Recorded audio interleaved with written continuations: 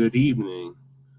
I'm your host, Shane Krummer, and this is season 2, episode 12 of the Front Line Blacc News. I'm your host, Shane Krummer, with my sister, Queen Bianca, and our other host should be joining us shortly. And on tonight's show, we'll be discussing several things. The first thing is Tangibles 2022. The next thing is Biden's federal executive order for policing. Kansas City woman shot, or excuse me, there she is. Hi. Joining us. Hey. Hey. How you doing? Hey. How you doing? So I'm going with the topics right now. Thank you for joining us, Lady Shay. Kansas City police shoot black woman 5 times. Damn. Man arrested firing at officers in church parking lot in San Antonio, Texas. California reparations update. Tulsa shooting. Marion Barber dies. Democrat rules puts senatorial Democrat candidate puts noose around his neck in Kentucky. Unhoused neighbor news and unhoused neighbor sweeps. Okay. So get us started. This is the year in the decade of tangibles. We are demanding something tangible for our votes. The days are over of us just voting just to be voting. And we are demanding $100 trillion for past, present, and future atrocities that continue to be brought against our people in the hills of North America, i.e., the United States. And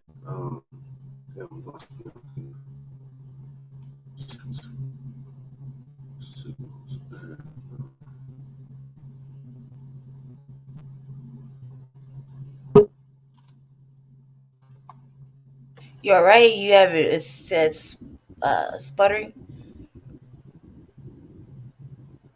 yeah, the signal keeps going in and out. Shout out to our viewer, wherever people difficulties are. Mm-hmm. Yeah. Just pause right there for a second. Hold on a second.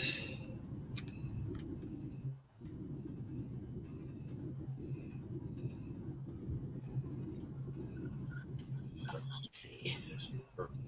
I told Shout out to our viewers. hey little eyeball, I see you.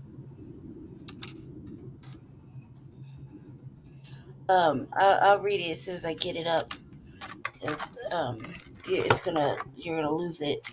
So just give me a second. Let me find it.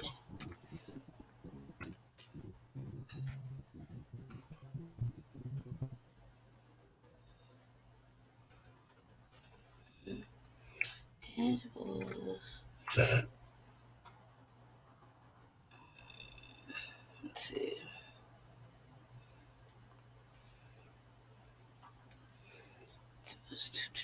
2020, 2021, right? Is that what it says? 2021?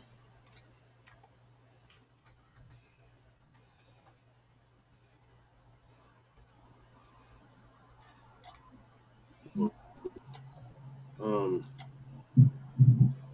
Hello? Yeah, I'm trying to find it, babe. Where's the? Trying to read the tangibles thing, cause I'm not sure if you can read it. Like I just can't. I don't remember where. Vegetables 20. First down.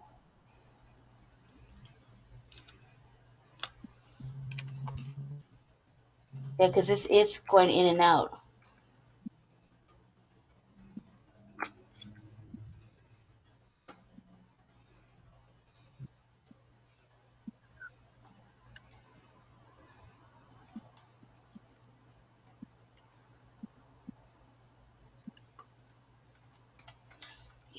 It's going in and out, so I can barely hear it. Um, Check check the private chat. hold on a sec. I'm in the midst of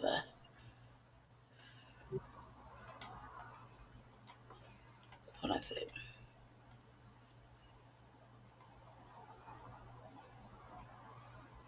Mm.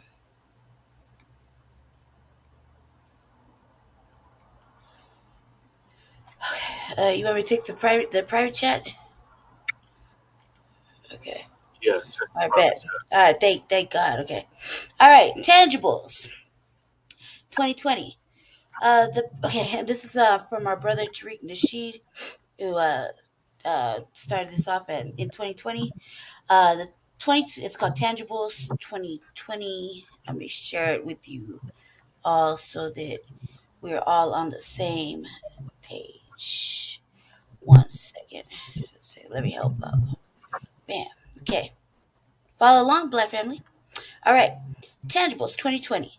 The 2020 presidential elections are coming up, and foundational Black Americans are going to reject the 50-year-old benign neglect policy that has been implemented by the political system. This benign neglect policy mandates that Black Americans should be ignored and only mentioned in vague and non-specific terms, lumping foundational Black Americans into groups with minorities, immigrants, people of color, etc., has only hindered the progress of Black Americans as a group while providing tangible benefits for other groups.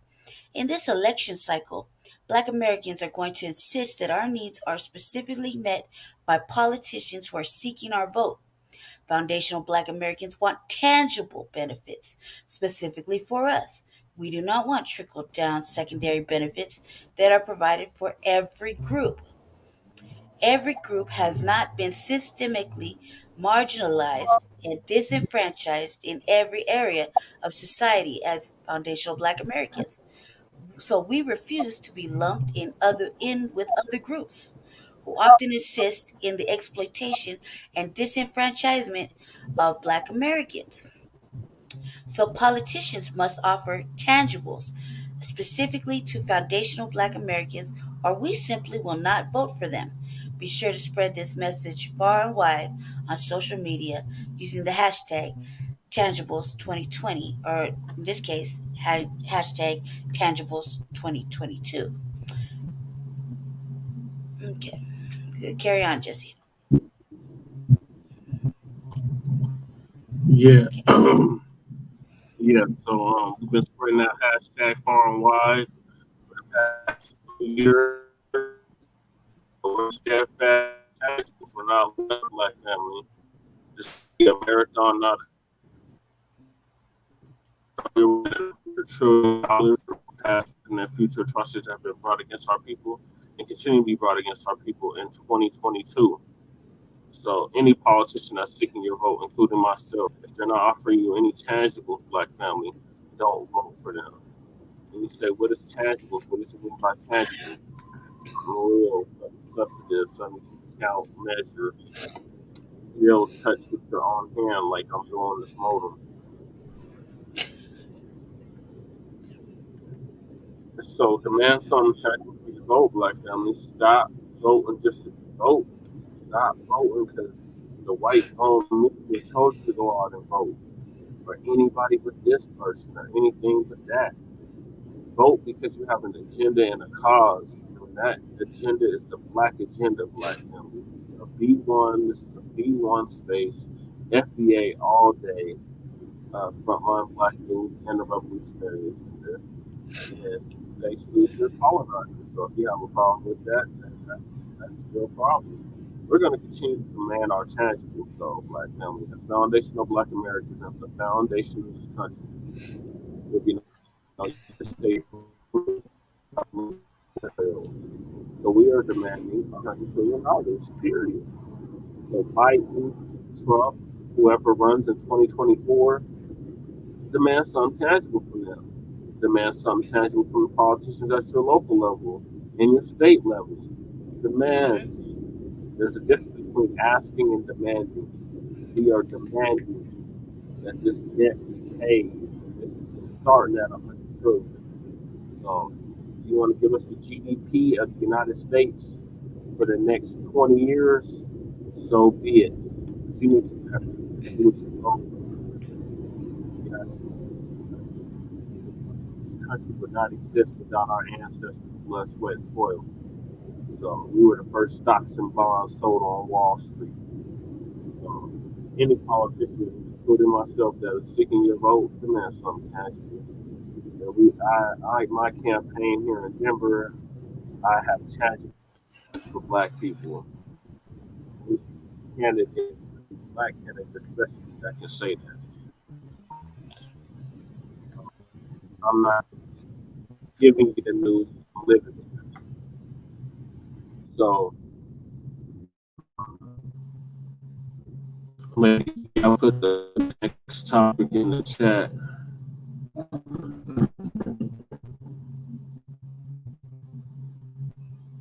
Yeah, so family tangibles. Don't leave home without them. You need them, demand them, get them, and don't take no for an answer. Fuck it. What can you lose for now? And just tell them. Tell them. Don't ask. Tell. Demand. And some rules. Sue your own colonizer. Hold your own nuts. There we go. This one. All right, bet. All right. Mm. Do you want me to read this one? Yes. All right. The whole thing. I was playing. I'm playing. The whole thing. Jesus. So I'll have to All split the right. short. Okay. I played around. I played. Jeez. All right. Hold on a second. All right, family. Man said read the whole thing. All right. ACLU. News and commentary. The Biden administration executive order on policing is a foundation to build upon. 2 years after the murder of George Floyd, a new executive order on police reform offers a starting place, but does not go far enough. Okay, last week, the Biden administration signed an executive order on police reform. The order comes 2 years after George Floyd was murdered at the hands of police in Minneapolis, which sparks nationwide protests against violence inflicted on Black people by the police. Officers charged to serve and protect them. 1 second, family. Sorry, having a hard time. All right. Okay. Right. People took into the streets demanding action, not just to hold individual officers accountable, but also to challenge the systemic racism that has been ingrained into the American policing since this country's founding. Commemorating this grim moment in American history yet again serves as a critical reminder of all that still needs to change to do justice to George Floyd's memory and the memory of countless other Black people who have suffered from the police violence outside the national spotlight. People who have been killed by police officers while leaving a convenience store, sleeping in their bed, or being pulled over for a traffic stop. Let's see, President Biden. I just signed an executive order that delivers the most significant police reform in decades. It increases accountability, bans chokeholds, restricts no-knock entries, and more for federal law enforcement officers, and it incentivizes state and local officers to do the same. The executive order advancing effective, accountable policing and criminal justice practices to enhance public trust and public safety represent the most substantial federal action on police reform since George Floyd's murder and come after the Senate failed to pass the more comprehensive George Floyd Justice and Policing Act in 2021. Yet it does not go nearly far enough to save lives. Reforming the institution of policing and reimagining safety remains an urgent priority that will require brave and sustained commitment across all levels of government, as well as collaboration with communities that have most harmed by police violence. I don't know about that. All right, key reforms in President Biden's executive order include improving data collection. All federal law enforcement agencies will contribute to the National Law Enforcement Accountability Database regarding instances of police misconduct, as well as submit information to the FBI related to use of force incidents. The U.S. Attorney General will review the status and with compliance with federal reporting requirements. This also includes the assurance of guidance to state, local, and tribal law enforcement agencies on best practices for contributing their data to federal systems. Revising use of force standards. All federal law enforcement agencies will revise their use of force policies to ensure they meet or exceed the standards included in the recently revised policy.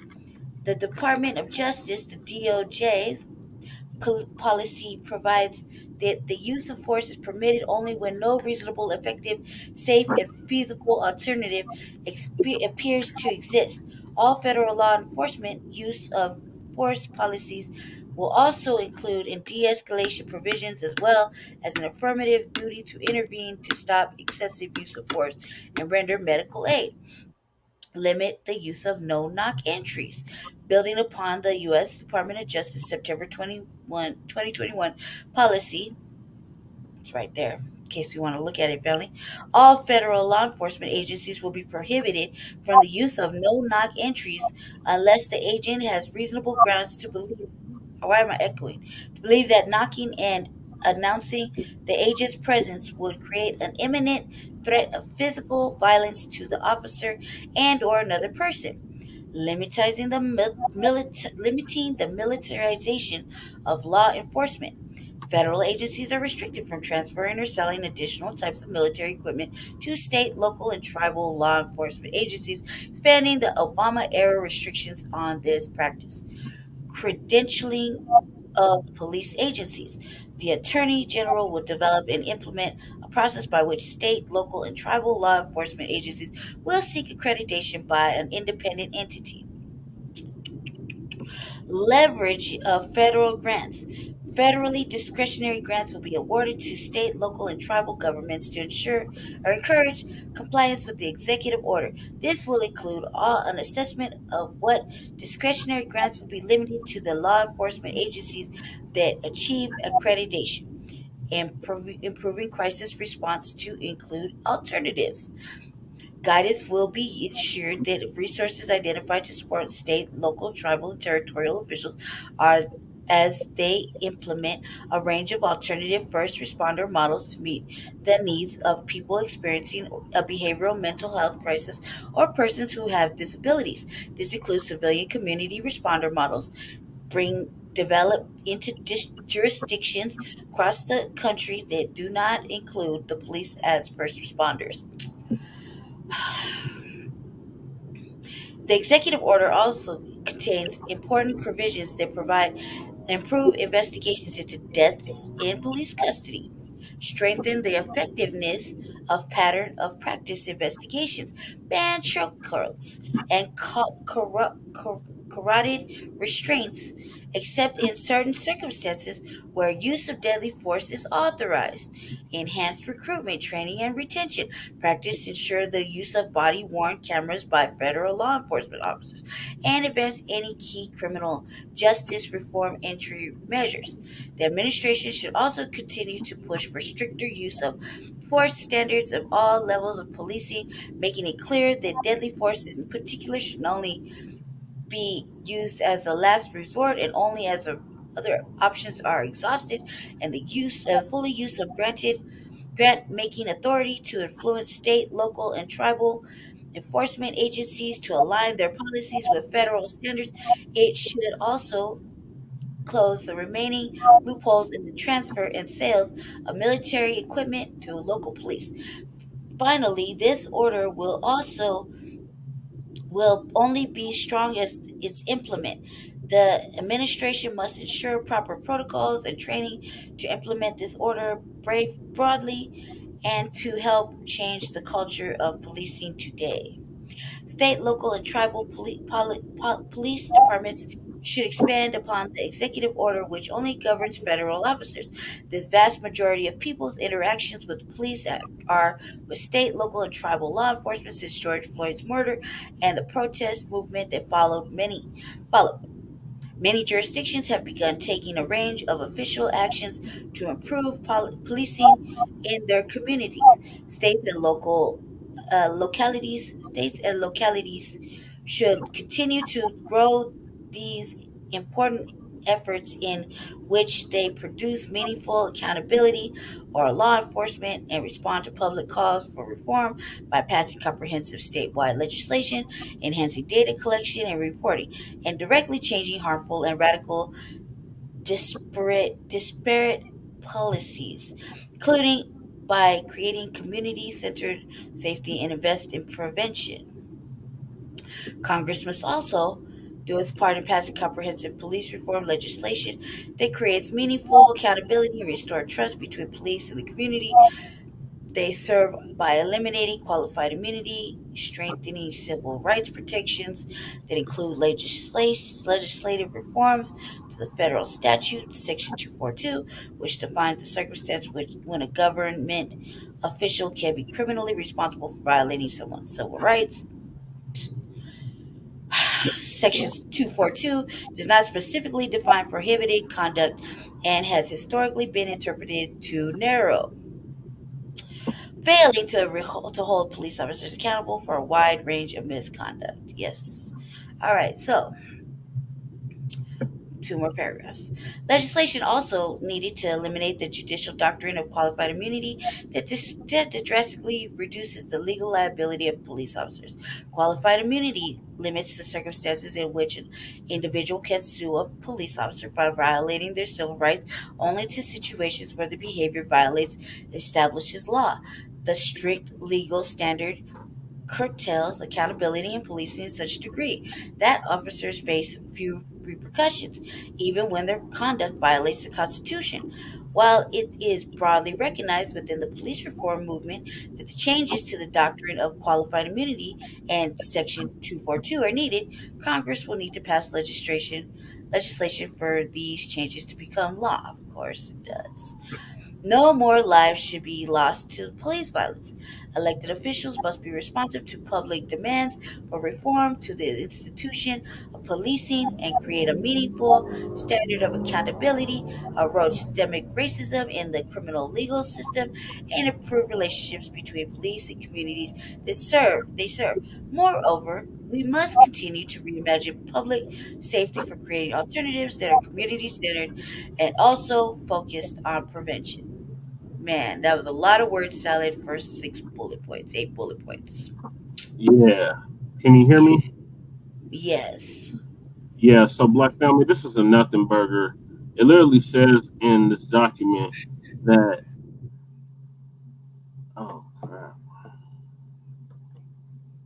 Can you hear me? Okay. Yeah, I put myself on mute so it's not echoing. Oh, okay. Um, it literally does nothing at the local and state level, Black family. That is who's killing us. The police at the local and state level are the ones that are getting away with killing us, especially with this qualified immunity. So, Black family, it is a nothing burger. It's literally only for federal officers. They don't have to enforce this at the local and state level. And say nowhere in there about enforcement at the local and state level. So, Black family, Biden is just throwing us a bone and seeing if we'll bite. But we're not going for it. And this is not what we're asking for. We're asking for reparations. Yeah, we would love for the police to stop killing us, but you got to make this worse at the local and state level because those are the officers that are the main ones that's killing us. It's not too many, if any, federal officers that are killing Black people on a daily basis. It is your local PD, and your state patrol people, your state PD that is killing us. It is not at the federal level, so it's nothing. This is nothing, Black family. It was a whole lot of word salad to explain nothing, because nothing is going to be done to stop the race soldiers, because they're not police, to stop the race soldiers from killing us, except us waging back and busting back. That's the only thing I was gonna get that point across, that no, you can't just get away with killing us.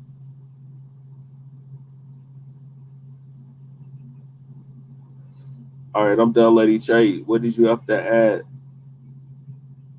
Uh, I just thought that was a lot. As like I said, a lot of word salad, and of course you're gonna have to change 242. Of course, it's interpreted as too narrow. They had been ignoring half this shit. Pack. The executive order also contains important provisions and improved investigations into death and police custody. Sure, it does. Like Sounds good. Patterns of practice investigations. Sounds good. Community responder model. Sounds good. Leveraging federal grants, of course. It's always got to move these money around. Improve crisis response and include alternatives. Sure, sure. Now you're going to improve that. Credentialing of police agencies. They're the police. That's it. That's all pretty much how they say it. What more credentials do they need? Okay? They're going to continue to do what the fuck they do.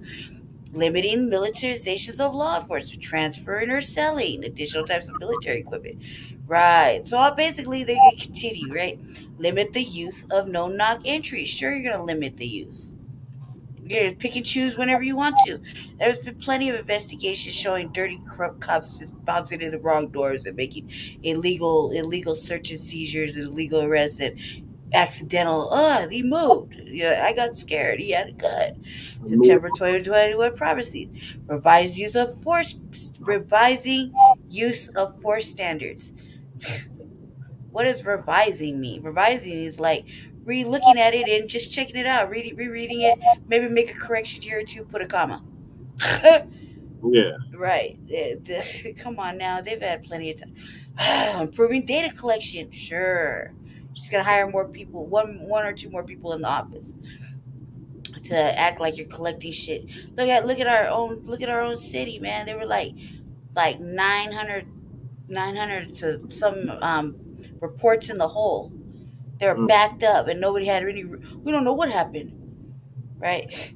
Congress. Yeah, of course you're gonna have to go through. There's in order to change certain rules with the police, you got to go through the channels of the people. Well, there's the actual police charter, the police. What is it? The police. The union, the, and there's someone else. There's like one of the police. There's like one other thing that's really important before you can make any changes the to fraternity order. that. Yeah, to change the policing, and everybody got to be in agreement. Apparently, right? I see this going over, not this going. Yeah, yeah, sure. And it sounds good.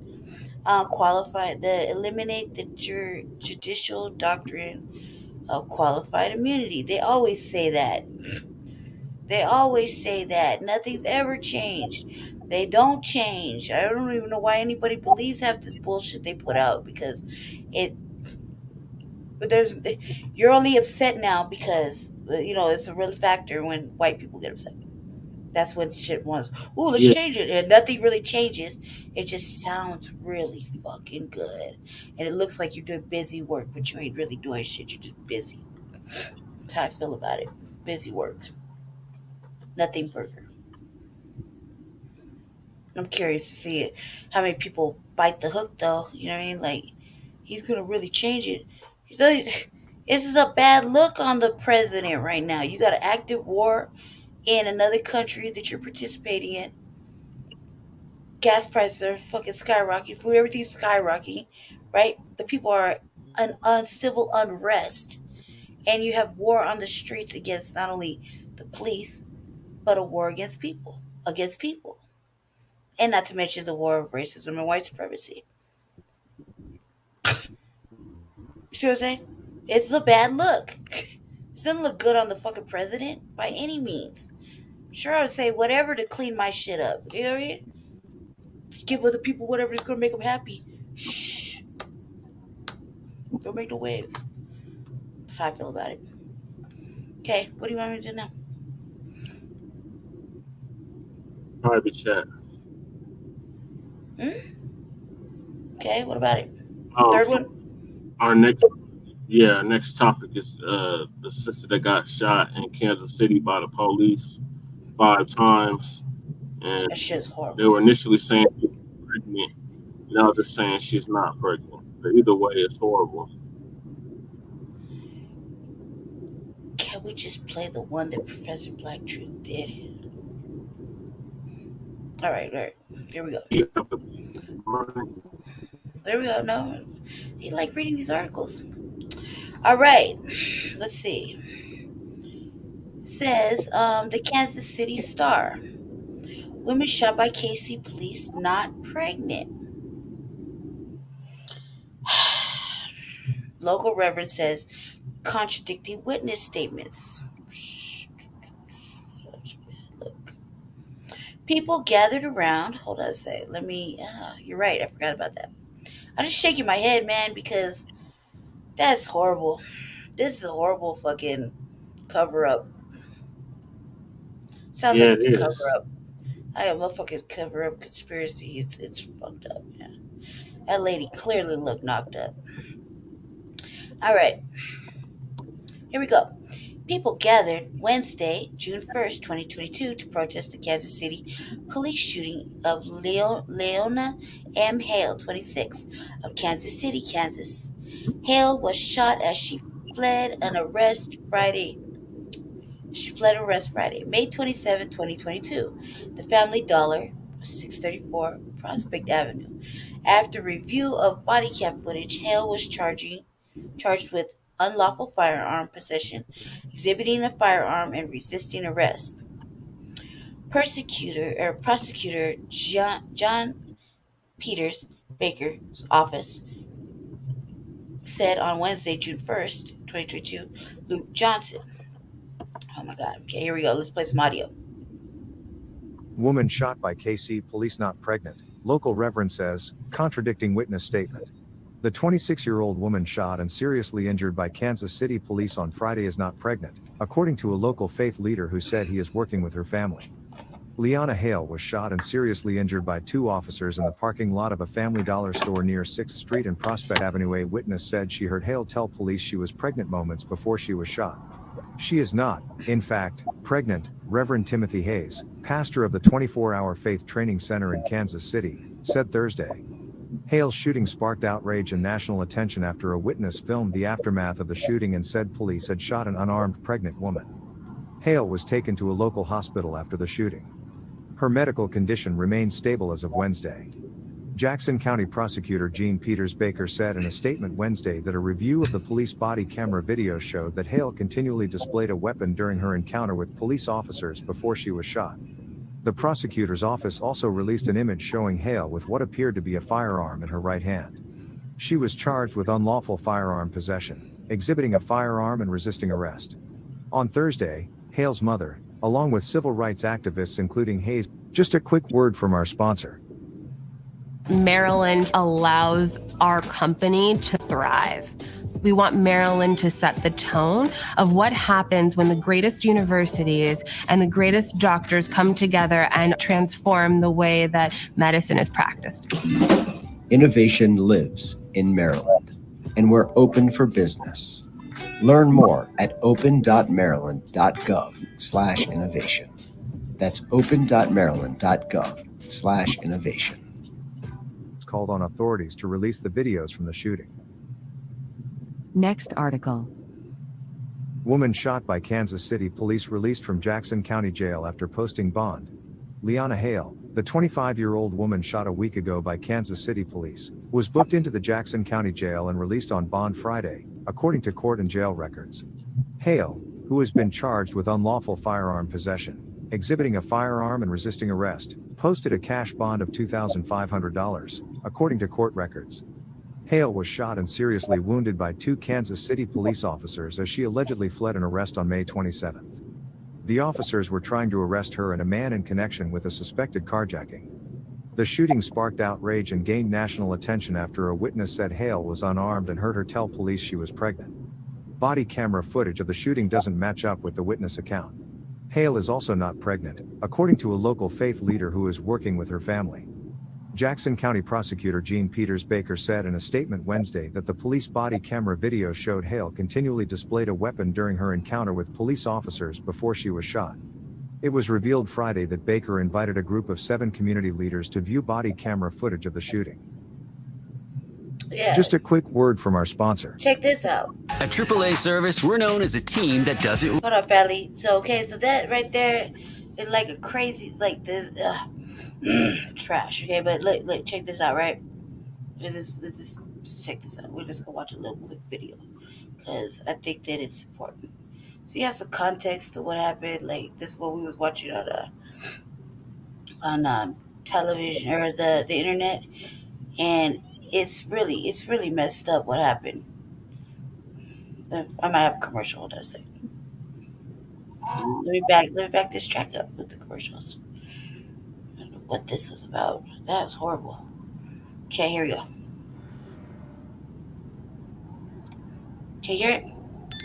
A few hours ago, we published the story of 26-year-old Leona from Kansas City, Missouri. Several outlets, including ours, published the story, including what witnesses claimed as an unarmed pregnant Black woman being shot by police after a carjacking incident. I've never seen. I'm from Louisiana. I'm from Arkansas, but I stopped here to get some gas, y'all, and to get some ice cream for my kids, y'all. And my son just watched this. My 1-year-old son just watched this. My 10-year-old son just watched this, and my 13-year-old son just watched this happen. The man ran. She was finna cooperate. She got scared. She ran down there. They shot her. 1, 2, 3, 4. My son got it on his phone too. I watched it all. They got her in handcuffs while she shot God. I'm a medical assistant, God. It ain't right. I'm a medical assistant, God. It ain't right. On March 27, 2022, Leona was shot by Kansas City police officers outside a Family Dollar store. Authorities said the car that she was in matched the description of one involved in an armed carjacking in Kansas City, Kansas. Kansas City, Kansas Police Department had dispatched over their air of an alleged armed carjacking that occurred in their city. The Kansas City, Missouri officers spotted this vehicle. A very good description was given along with the license plate, along with 2 suspects. That vehicle was located here at the Family Dollar General Parking. When officers conducted a car check, the man driving the car jumped out and ran. Court documents said Leona got out the passenger side of the car and went to the rear of the vehicle. A male driver suspect fled on foot northeast from the parking lot on foot. 2 officers pursued. A female suspect exited the passenger seat. She got into the parking lot near about 4 or 5 vehicles. Now, a suspect handgun was located in the parking lot near a vehicle, and 2 officers have discharged their firearms. Just an hour ago, body cam footage released shows Leona did indeed have a weapon in her hand. Missouri State Highway Patrol says the woman shot by Kansas City police had a gun on her the entire time. KCPD officers shot and seriously injured her near East 6th and Prospect Friday night. Body cam footage also shows officers telling her to put the weapon down. Leona is still in the hospital where she was last listed in stable condition. She suffers from a broken arm, a collapsed lung, and 2 bullets remain lunged inside her body. Jackson County Prosecutor Gene Peters Baker issued the following statement. Our job as prosecutors is to remain neutral and review all evidence. Our review of body cam videos provided the actual accounting of events that night. Our review of the investigation revealed the defendant, although she denied having a weapon at the time of the encounter with law enforcement officers, continually displayed a weapon during her encounter with police officers and also appeared to be attempting to flee. The 2 officers stated that she was armed with what they believed to be a handgun. Body cam footage confirms the officers' statements. Today, it was announced Leona is now being charged with unlawful possession of a firearm, unlawful use of a firearm, and a misdemeanor of resisting a lawful detention. a woman shot and wounded by police now faces criminal charges. It all started with a carjacking on Friday. Police followed that stolen vehicle to 6th and Prospect. The driver ran away. The woman, identified as Leona Hale, got out. And an image from police body camera video released by the Jackson County Prosecutor's Office shows that Hale had a gun. The police still did not confirm if she is indeed pregnant after the hospital said they could not disclose that type of information. Again, this story is still developing.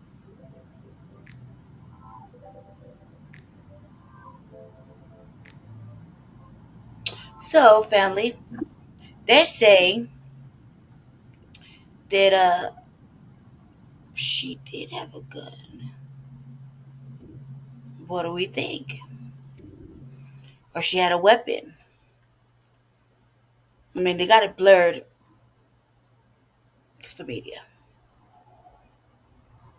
What do you think? Dun dun dun.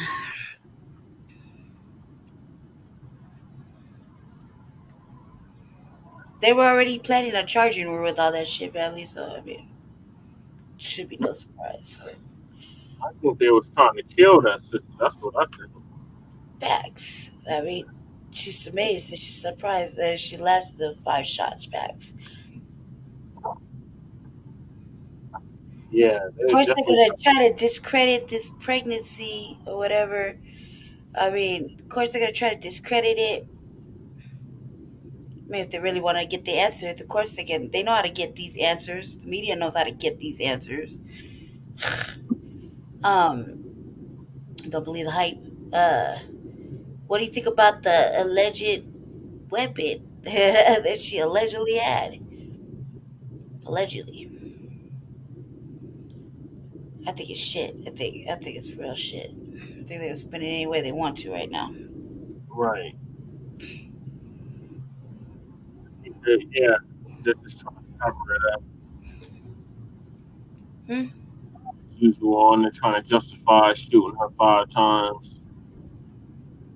Yeah, because in most of the videos, you see the officers, they're all white, and they're just walking around like,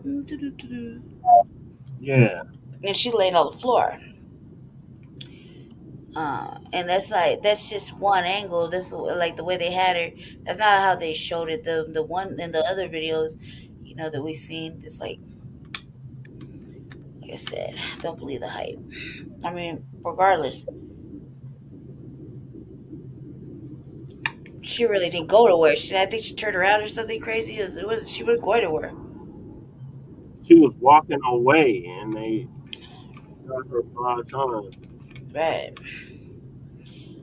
It is just messed up. I don't know. Further. I would really like to see an active live video, like up close and personal. You know what I mean? I judge get the court of public opinion, look at it through different version of eyes instead of listening to what the fuck they want us to hear. Because all of a sudden now it's a weapon. Before they didn't know, the weapon was in the car, right? She just was like holding on to herself or tugging at her pants or some crazy shit like that. And the weapon was in the car. Now it's in her hand. And she's been waving one around the whole time.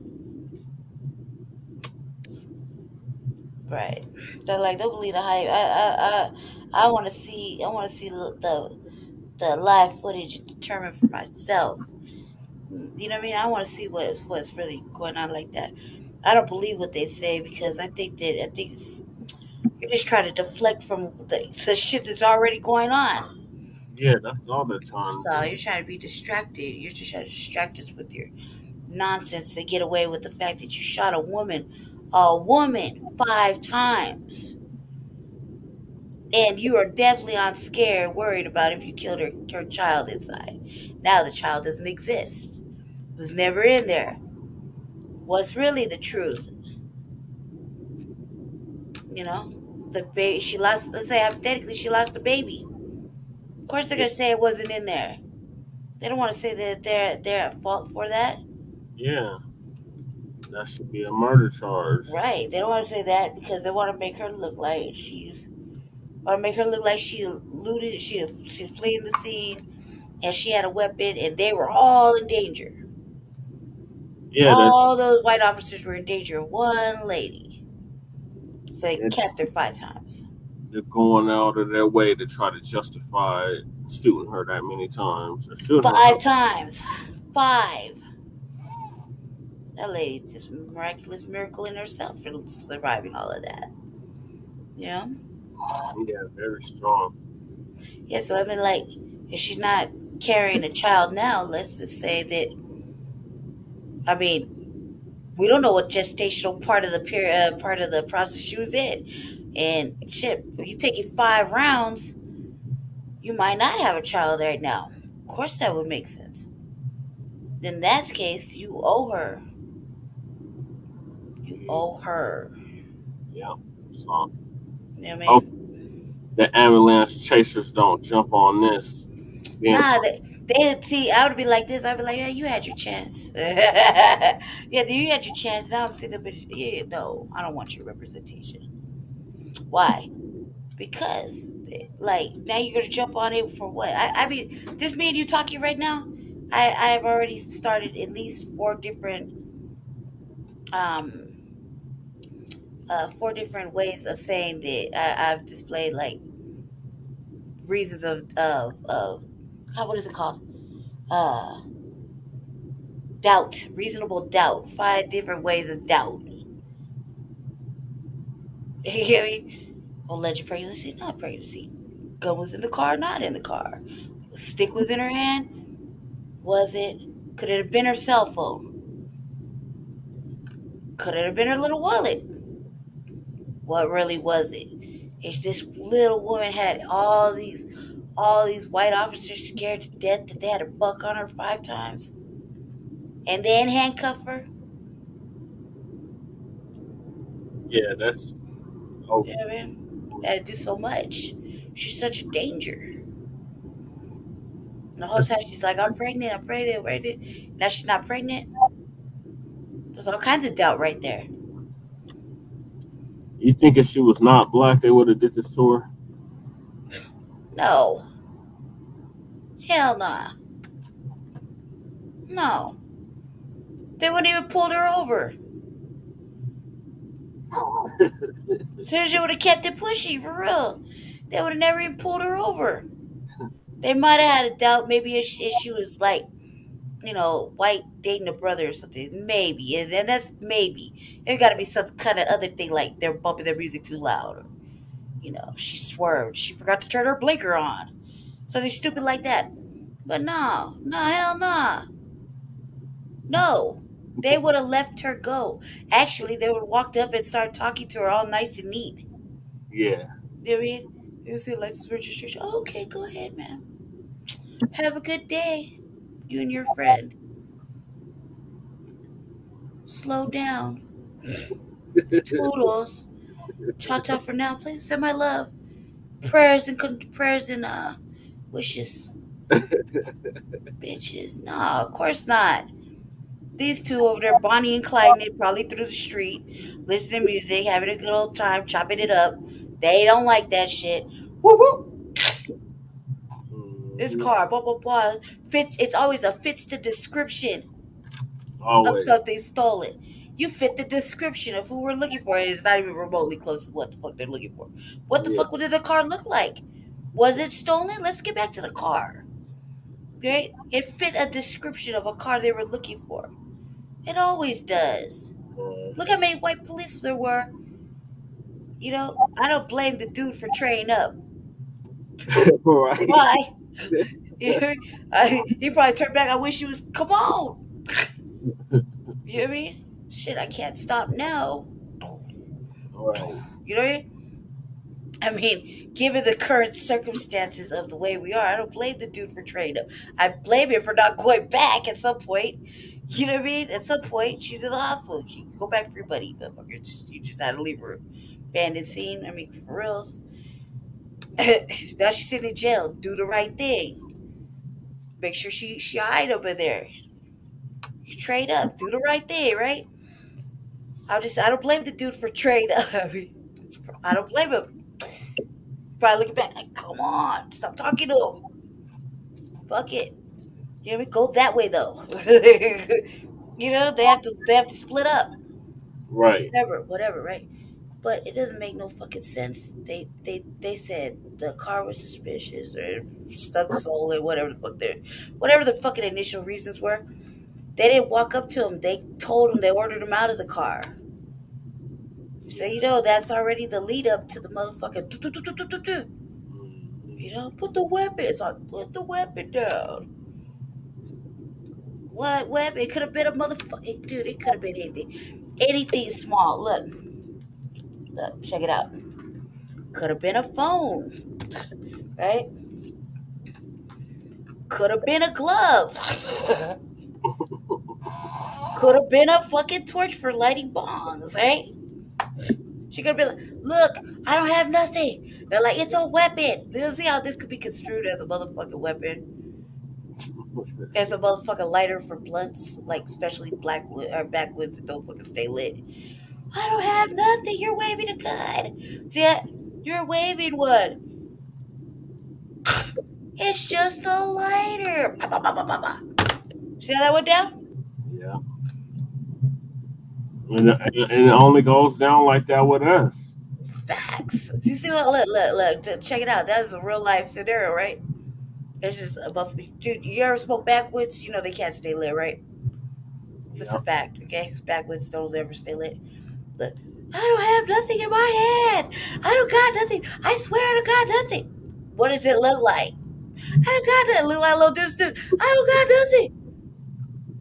And she really didn't have shit in her hand, but a motherfucker. You just caught her. She was about to light a fucking book of blood or some shit. Get out the car. All right. Put your hands. Release the weapon. Drop the weapon. Can you see how this went down? Yes.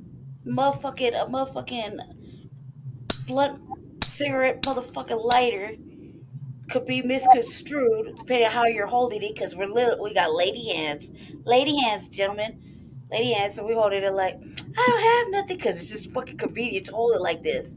I don't got nothing. I swear to God, I don't got it, because you're in the moment. I don't got nothing.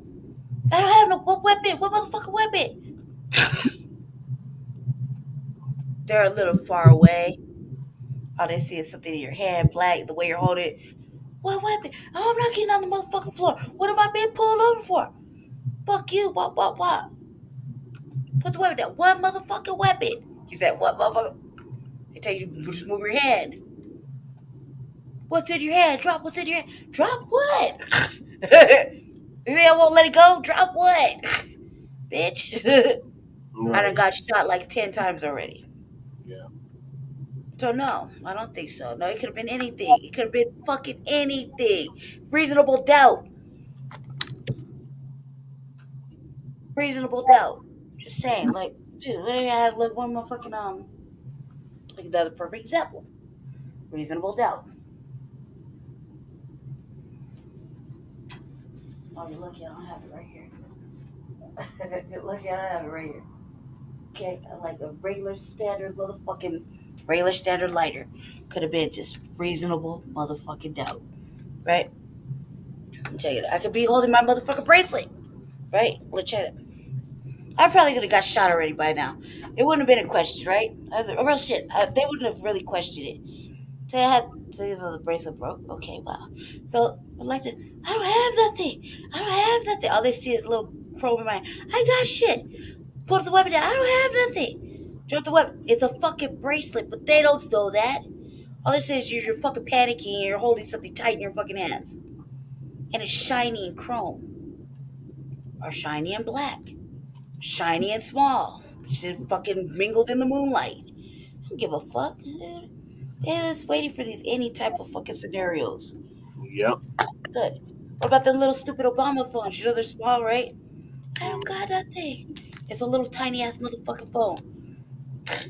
I don't have shit. She could be, dude. This right here. Motherfucking wallets and IDs. I don't got nothing. Put them down. I don't have anything. I said I don't have nothing. But they don't know that. Pretend it's black. I got a black one too. We could have pretended with that. It could have been anything, Jesse. Anything. Then we're gonna cap her. Yeah. I mean, that right there, that motherfucking, this right here, though, this right here was my case in point of fucking reasonable doubt. Could have just been a motherfucker. I just want to light my blunt and keep it lit. I don't have shit, I swear. Put what down? Fucking put your shit down. What the fuck are you talking about? Shut up, stop talking to me. I said I don't got nothing. I said I don't got. You see what I'm saying? And I just want to keep my blunt lit. You gonna cap me 5 motherfucking times for wanting to light my blunt, bitches. You know what I'm saying? Pick some, smoke some, shut up. But can you imagine? Yeah, that's crazy. That's what it was. That's my reasonable doubt. Court. Should have been a lawyer, dude. I create reasonable doubt on all kinds of crazy shit. Told you about my friend, by my boy, right? Not my friend, I'm a fan. Well, Daryl Brooks, right?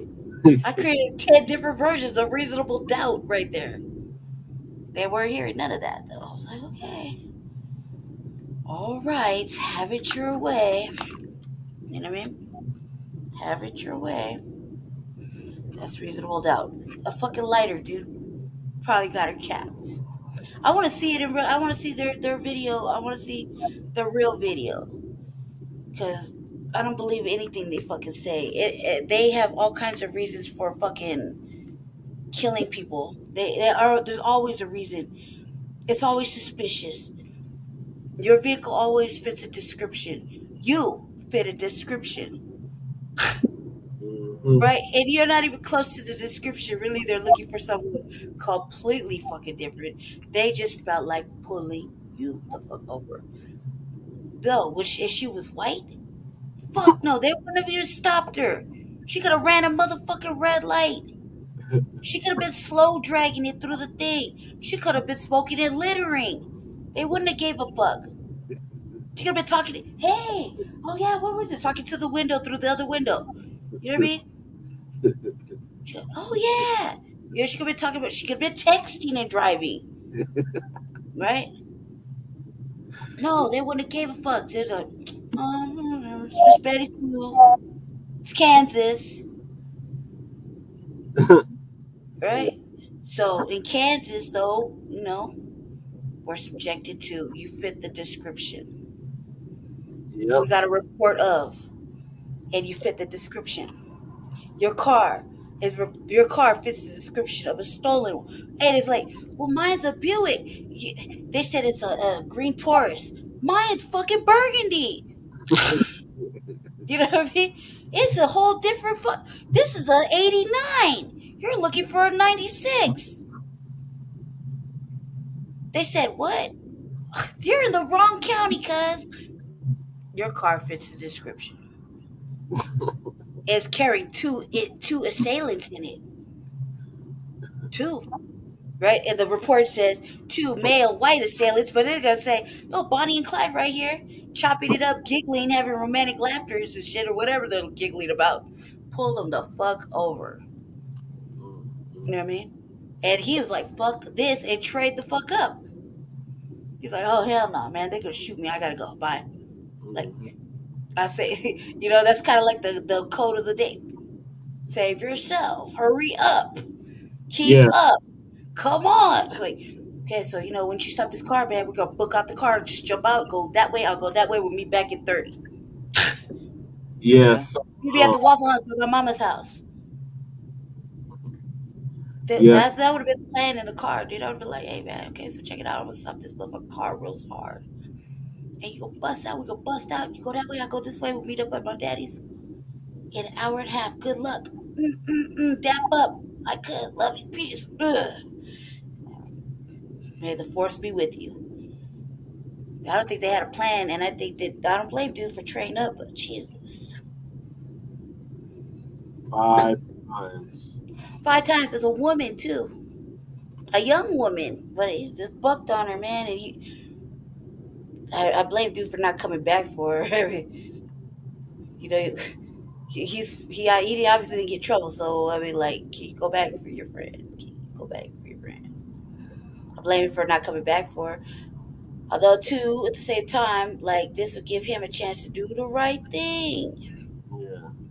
I feel sad. I feel sad because I feel like it's don't believe the hype, family.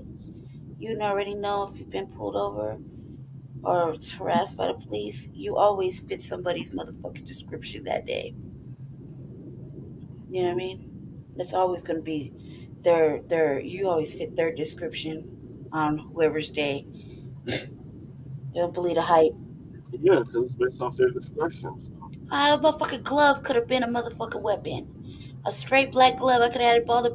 I don't have shit. I don't have nothing. You feel me? They would have took it out. They would have took me. They would have shot me at least once or twice. Guarantee. Especially because I'd be like, no. Put what day you put yours? Again, I'd be rowdy or whatever. So you're gonna push them envelopes, you know. You're gonna try to get away, push the envelope a little. Fuck you, I'm not doing it. That's probably what she did. I ain't got shit. I ain't giving you shit. Because allegedly that shit was in the car. She turned around and they saw her as fleeing. She wasn't running. She didn't look like she was in a jog. She just pivoted on her foot. So you buck her 5 times? That's how you gonna do her? Man, shit. Alright, so I read the next one. What's the next one? The next one, so it's a stark contrast from what you just read. The next one is the white boy in San Antonio was busting out the police in the church parking lot, and they treated him with kid gloves, and they didn't kill him either. Is there a video for this?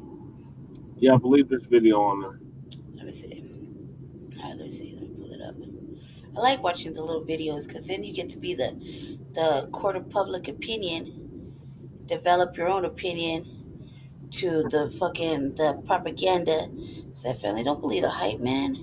You gotta see it with your own eyes. Look, man, we watched the whole George Floyd thing with our own eyes, and we developed a very, very critical opinion. We watch everything nowadays with our own eyes. So don't believe the hype. It's all fucking propaganda at the end of the day. Greetings, brother Shabaka said Corey, our West Coast correspondent. Yes. Let me see, 26-year-old. Okay, this one man arrested. Bam, bam, okay. Whoa, he looks like a fucking individual that should be looked at. Look at this crazy looking motherfucker. Hold on 1 second, family. I gotta get a drink of water before I start reading this shit.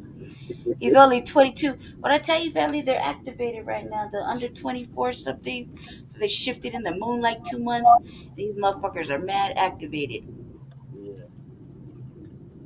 We don't notice it because we stay activated, but they're more so right now. So that makes you extra cautious. By all means, this is a good test to stay on our toes and be extra aware. All right, let me see. Let's play the video. All right, it says man arrested after firing at officers in church parking lot on northeast side. Police says Tyler Ashbo, 22, charged with aggravated assault of a police officer. Let me read. Okay, I gotta read this. 22-year-old man is in custody after San Antonio police said he fired gunshots toward police officers sitting in their patrol vehicle in church parking lot early Sunday on northeast side. Kind of don't blame me there, buddy. You hear that? Yes. Welcome to my neighborhood, family. Tyler Ashburn is charged with aggravated assault of a police officer for that incident that happened around 2:45 a.m. in the 14,000 block of O'Connor Road. LT Michelle Ramos said 2 police officers were working on police reports inside of their patrol car when a white SUV came toward them at a high rate of speed. The vehicle pulled up in front of. Hold on. When that happened, you felt it through the walls, like my Peter, I don't like this thing. You can feel it through the wall. It sounded like it. Yeah, it was like my if I felt the little the kick. All right. Anyway, Lieutenant Michelle Ramos. Wait. Yeah. Okay. So Tyler Ashbole is charged with aggravated assault of a peace officer for the incident that happened around 2:45 a.m. the 14,000 block of O'Connor Road. Lieutenant Michelle Ramos said two officers were working on police reports inside of their patrol car while a white SUV came toward them at a high rate of speed. The vehicle pulled up in front of the patrol car and the driver fired two gunshots toward the officers. The officers got out of their patrol vehicles. One of them, who is a 3-year veteran with SAPD, returned fire. Nobody was injured during the gunfire. What kind of training, man? The driver got away, but detectives tracked down the white SUV parked, excuse me, family, parked in the driveway of a residence of the 4500 block of Buckamore Street. Police also found a spent shell casing inside the SUV and saw that the vehicle sustained damage from the gunfire. SAPD called in SWAT and worked to determine whether the suspect was inside the residence. The homeowner eventually came outside to speak with officers and said Ashbole family member borrowed the vehicle, but it was not at the residence. Officers were given the suspect's name and were able to find more details on his whereabouts. Investigators located Ashbole's residence Sunday afternoon, set up a surveillance outside, and waited for him to leave. Once he came out, police took Ashbole into custody without incident for an outstanding warrant, which is believed to be a traffic related. Officers also searched his residence on a warrant. Yeah, right. They just casually got a warrant, huh? out of warrant where they recovered a gun, according to Lieutenant Ramos. Ashford was brought to SAPD's homicide office, where he was questioned. Police also interviewed two witnesses of the shooting. Lieutenant Ramos said police had enough to arrest Ashford.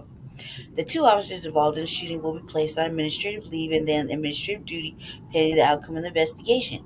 Their identities have not been released. Let's see what the video says.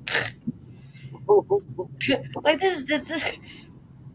there's so much wrong with this. Like for real, there's so much fucking wrong with this. This was Kind of not upset that he bucked on the T's, but like at the same time, they just got a warrant. They just looked in the car and saw the bullet shell. And, oh look, he's in a crazy suit.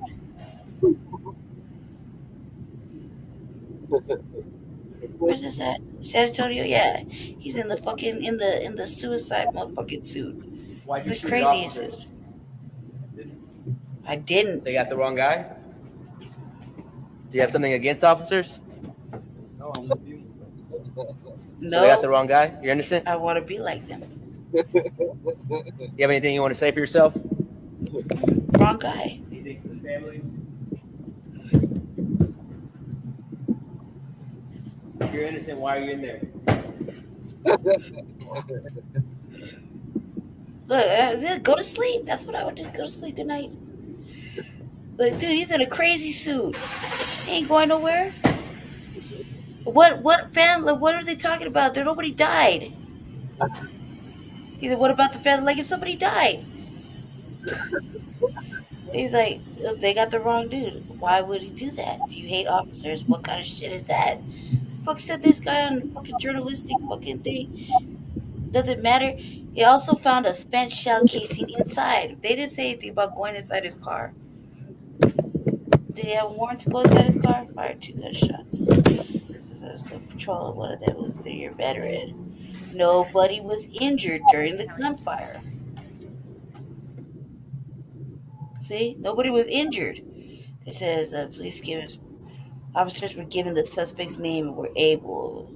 A family member borrowed the vehicle but was not on the. So one of the family members allegedly dimed him out. Borrowed the vehicle, right? They yeah. recovered a gun. They had also residents on a warrant. Sure. Anyway, like they just all this was so quick, right? You know how long it takes? It always takes them forever to get a warrant, right? Yes. Always, forever. This is like the same day. Oh, man, play. Homeowner from that location.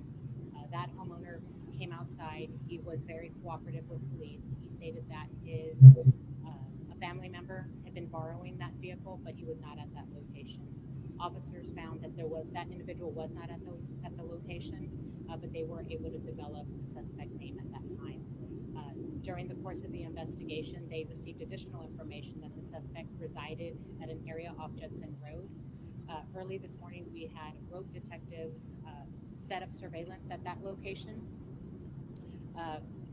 Early in the afternoon, that individual came out of the location.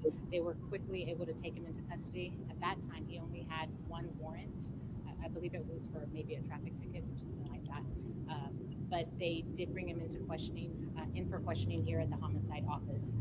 During the course of the investigation, they spoke with two other witnesses who had information on the shooting last night.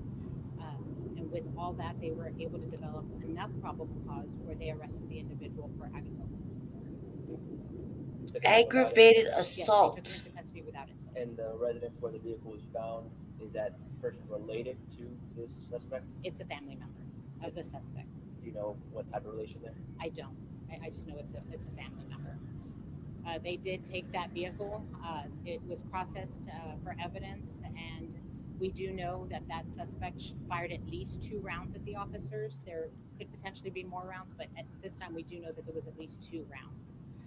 The 2 officers, they will be placed on administrative leave pending this during this time period, and then at a later time. Where's the car footage? Was the police officer the one hit, but was the police unit struck at all? I don't have that information. I do know the suspect vehicle was struck. See, they're making a case. The police vehicle was struck. Have you or any detectives anything about what Tyler has said about this? Is he denying it? You know, I know he spoke with detectives, but I don't know what information was said during the interrogation. What? Of course they do. They know everything. Is taking these acts of violence and police officers sitting there doing the police reports. You know, it's very disheartening. These officers were just there writing their police reports when this individual, for who knows what reason, decided to take. Because they're sitting there at 2 a.m, fucking profiling. Because they are police officers in the marked patrol unit wearing the police uniform. It's very disheartening, but at the same time, I'm just gonna sit right here and at 2:42 something, chop it up with my homeboy in the next car, profiling and shit. Not, but our department.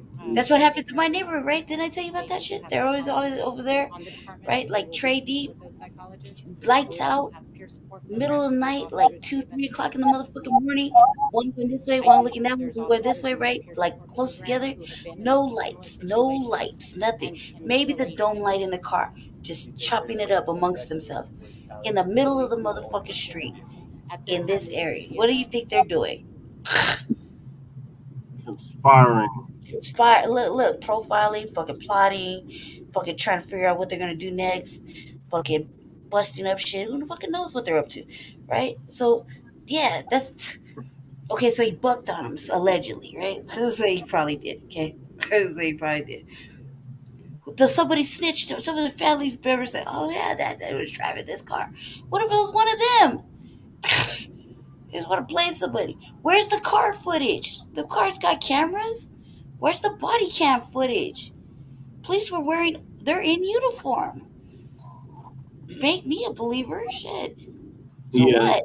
Shout out to Professor Black Strode. He brought this.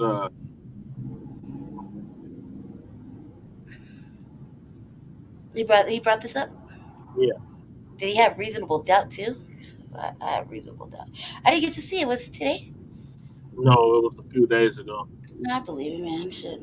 Always tells good. Always brings up the good points of things. I feel like this, though. I feel like this. Should we be upset that the police got bucked on, or because they were probably doing some fuck shit at 2:45 a.m.? How is this an aggravated assault when bullets were fired at the police? Right. It wouldn't have been like that. That's like an attempted murder or some shit. Yeah, that's attempted murder. Right. So if he was black, it would have been.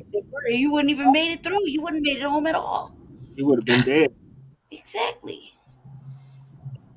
This is motherfucking white privilege at its finest. Yep, that's why Professor Black's truth had brought it to my attention. I was like, dude, I'm really looking at it like, I was really mad that he bucked on the police. Probably not. But I'm still like, there's so many factors to this case. Where's the police car video and all this extra shit? But yeah, of course. Why? That was my first question. Why was it aggravated assault? Aggravated assault is like you're having a fist fight, but you didn't really have the fist fight. You just got out and was really loud and animated. And you kind of maybe pushed him a little bit. That's an aggravated assault. You kind of got a little physical, a little tussle. That's what I think about aggravated assault. That if you buck on an officer, that's like an attempted murder of a motherfucking peace officer or some crazy shit like that. You know what I mean? Like it's like this heavy, and that motherfucker isn't alive anymore because they're just unloading rounds, and there's two of them. So how many rounds? You know what I mean? He's just unloading in this dude. He didn't make it home. He wouldn't have made it anywhere. He wouldn't have made it out the parking lot, right? Let alone to drop the car off that he borrowed, tray up, go to his house, allow them to put up surveillance that he didn't see, and only to come out and get caught. Stupid. That's stupid. This is all stupid. It's like all halfway fabricated and shit. And he's in a crazy suit. Why is he in a crazy suit? Because they're gonna try to say he was mentally ill. Yeah, of course they had him with motherfucking kid gloves. Yeah, did you see the way he looked? Yes. The motherfucker looked stupid. Stupid, not crazy, stupid. You know what I mean? He's in a fucking turtle suit. But not even turtle suit. Fucking, that's the precursor to the hazmat fucking CDC fucking suit, right? Yeah. Here and there, you probably, I can't hang. Don't put me in the box with all of them. Just please PC me. I'm white. I can't handle real jail. They might, they might do something to me. They said I shot an officer. And you got this motherfucker on this old journalistic shit. He's like, do you feel happy about what you did? What about the family? Nobody was a victim. Listen to my neighborhood, family. Welcome to my neighborhood. That's probably who this guy shot. Yeah, that shit was crazy. But you know what I'm saying, though? Like, what victims? What families? The family that dimed on the little white boy? Or the police that didn't get hurt?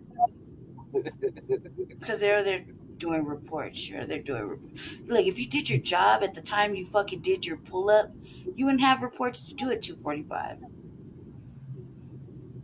Real shit. I pull up on you, I'm going to say, that would never happen.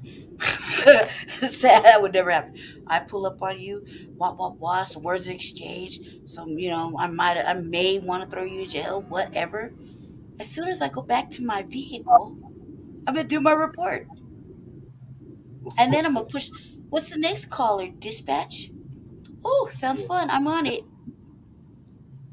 What reports are you supposed to be doing at 2:45 in the motherfucking morning? You should have been doing, your shit should have been done before you proceeded to the next fucking bullshit fucking propaganda call you got to go do. Why are you doing reports? How are you going to remember when you just got done with another motherfucking crime? So you're just going back and filling in blanks and making up shit? What are you doing? Reports. You shouldn't have reports to do if you did your reporting at the fucking scene when you got in your car. Real shit. Right. Real shit. Was that why Aurora was backed up? Because nobody was doing their motherfucking reports? Yep. Real talk. I'm like, you shouldn't have no reports to do. If anything, message a motherfucker and go meet him somewhere to eat. The fuck they're doing? That's the most suspect shit when you see them sitting there at 2:45, 3:45 in the morning. And you're driving by as a regular person, you're like, oh man, this ain't even good. Right? I go to 7-Eleven, sometimes I go late for going somewhere, like 3 o'clock, random weird ass hours, but you know what street you're on. You know exactly what the fuck you're doing. And I'm like, like listening to music, giving them the look. Why? They're up to no fucking good at that time. They can't be doing anything productive or constructive if they're three deep, no lights on. You're worse than a drive-by. Yeah. That's an unsuspected motherfucking attack on by them when they're sitting like that. Okay, you Mm-hmm. want me to go to the next one? What is this one? Oh, yeah, this is a good Yes. one. Or the which one do I do? The cow matters. Okay, let me see. Hold on a sec. Hold on a sec, family. Real quick. My eye is leaking. Hold on. Hold on 1 second. I can see. I just know it. I can feel it. Yep. Hold on 1 second. Yeah. So while we're waiting on Lady Shay, um, we got an update on the reparations task force in California, y'all. So Lady Shay's gonna read the article about the update on the reparations task force in California. It's the first in this nation to actually offer reparations. Uh, this task force has been created to offer Black Californians reparations. So, in the article, it's going to detail what that all entails. If you ask me, they're trying to remix what reparations is. We'll see. And they say that. Sorry, family. My eyes have a broken eye. Okay. Reparations. All right. Let me see for a second. I should put my glasses on. Back in. It's bright.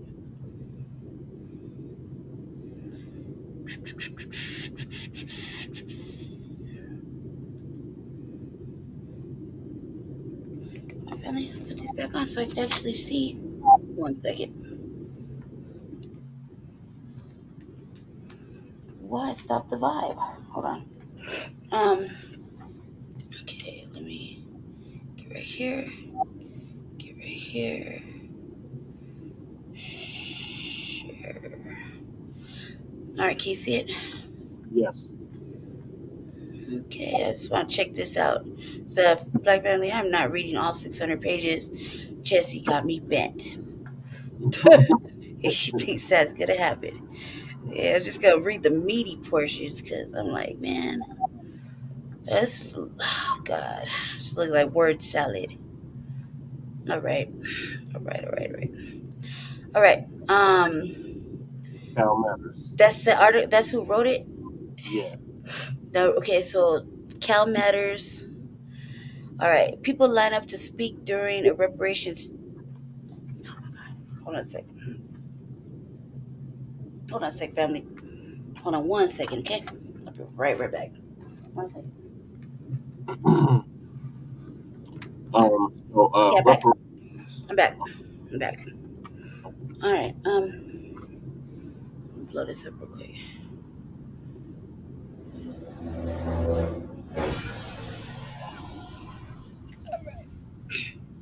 All right, family. Okay, can you see it now? You see better? Yes. Yeah, see. Let's make sure you can see it. Okay. All right. All right. People line up to speak during a reparations task force meeting at the Third Baptist Church in San Francisco on April 13, 2022. Summary: California's first in the nation task force to identify reparations and said business loans, housing grants, tuitions, wage and job protections could provide redress for African Americans. California Reparations Task Force released its first of two reports detailing the history of slavery and racism and recommending ways the legislature might begin a process of redress for Black Californians, including proposals to offer housing grants, free tuition, and to raise minimum wage. The 500-page study, I thought it was 600, describes decades of state and federal government action that harmed Black Americans from American slavery to the more recent redlining, mass incarceration, police actions, and the widening wealth gap between blacks and whites. After police killed George Floyd and the subsequent nationwide protests, they act like this just started. Yeah. Governor Gavin Newsom in 2020 signed legislation establishing a task force to study and develop plans for reparations in the state. The law gave special consideration to Black Americans who are direct descendants to enslaved people. The task force report proposes dozens of recommendations, including that the legislature implement a comprehensive reparation scheme. The final details, including the exact monetary amount of compensation and the number of Black Californians eligible, will be in a second report due to the legislature by July 2023. The task force recommends establishing 10 new offices within state government to oversee administration of reparations, including an Office of African American Freedmen Affairs, help people file claims for compensation, and an Office of Freedmen Genealogy to help people prove their eligibility with genealogical research. From slavery to KKK, it is unclear how many people will qualify for reparations. The task force estimates that despite California's anti slavery constitution, about 1,500 enslaved Black people were living in the state in 1852. After slavery was formally abolished, California became a breeding ground for the Ku Klux Klan. The report says in 1920s the KKK hosted more events in California than it did in Louisiana and in Mississippi. The police department teamed with the KKK members in Kern County. Klansmen routinely beat and kidnapped Black and Latino residents. Black economic growth and prosperity have been critically hindered by racist policies aimed at suppressing African Americans even after end of slavery. Reading this slow on purpose, family. The report also references numerous instances of segregation and restrictive housing covenants across the state, and it described the wholesale destruction of several Black neighborhoods and cities. In the 1950s, for instance, the city of San Francisco razed Fillmore, a Black business district, destroying 883 businesses and displacing about 20,000 people from nearly 5,000 homes. That's crazy. That number don't even make sense, right? 20,000 people from nearly 5,000 homes. Do the math. The task force proposes the people who lost homes to government seizures, urban renewal projects, freeway construction, or racist attacks by eligible for housing grants zero interest loans. Let's see. This recommendation aimed not only to address specific instances of violence or prior harm, but also to support future generations of Black Californians. The proposed Office of Freedmen Education and Social Services would offer free tuition for Black students in K through 12 education and those pursuing higher education in the state. It would also assure that school curricula reflect a more expansive discussion of the experiences of Black Americans in a way that is accurate and honest, the report said.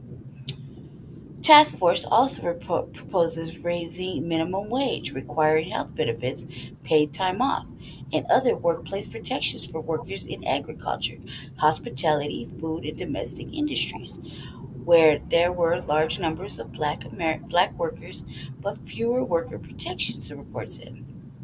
Black Californians seeking reparations would be able to file a claim through the Reparation Tribunal Redress Administration, the proposed arm of the reparations process that would accept or deny a request.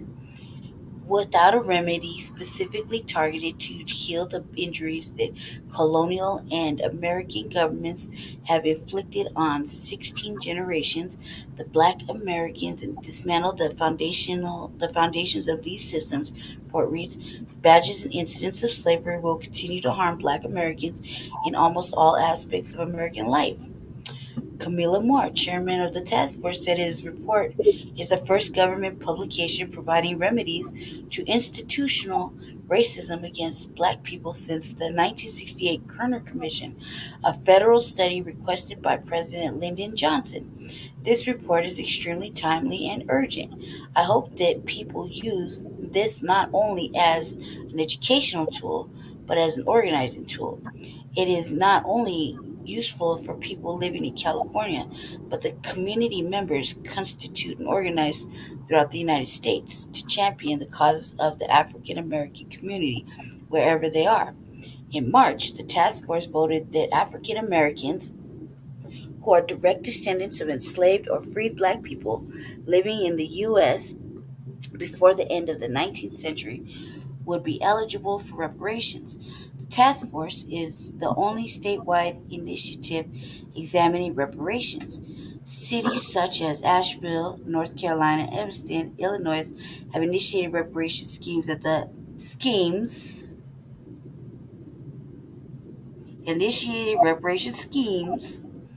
the local level.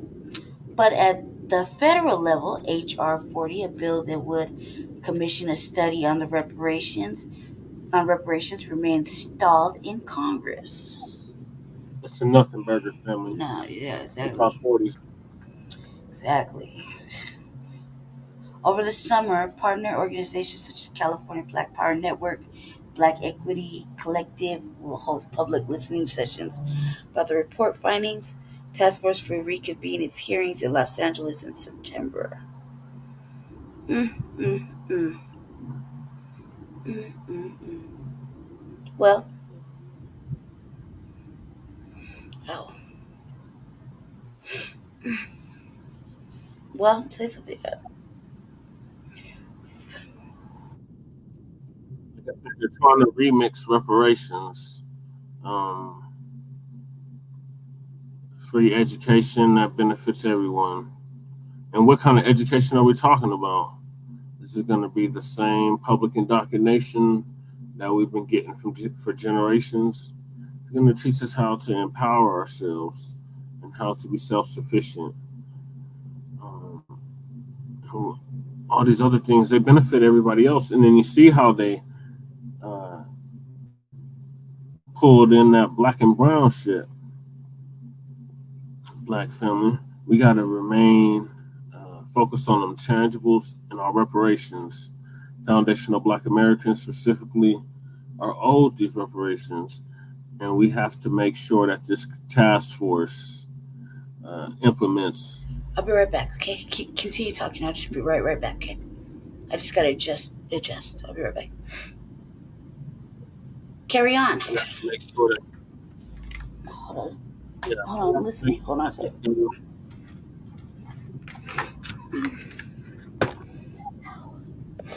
We have to make sure that this government continues to, or this task force rather, continues to push where we have demanded them to enforce as many states. Now we have to get them to enforce compensation. That's the first priority. Yeah. Whatever other stuff they're trying to offer, that comes second. But we need to make sure that there's cash.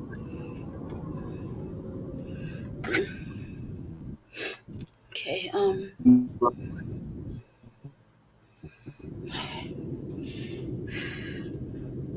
God. So where are we at now? What do we got? What do we have left? The next thing is Tulsa. And then after that? After that is Marion Barber. And after that is Kentucky. We got like how many articles? Cause 4. I can't do it right. I can't do it all like that right now, Jesse. I'm having a hard time right now. 3 articles. You're hearing what I'm saying? I'm having a hard time.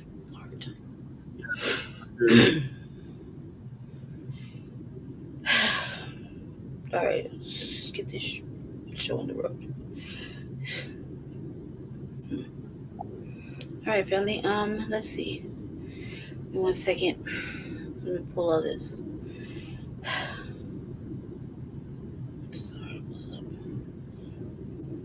All right.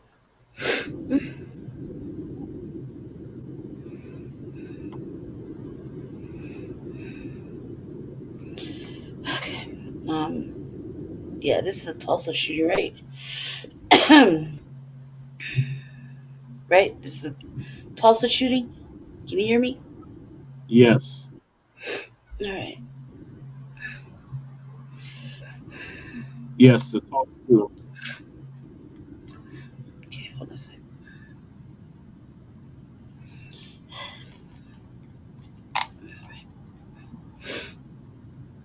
It'll read it for you too. What's gonna read? Okay, there you go. Thank you, God.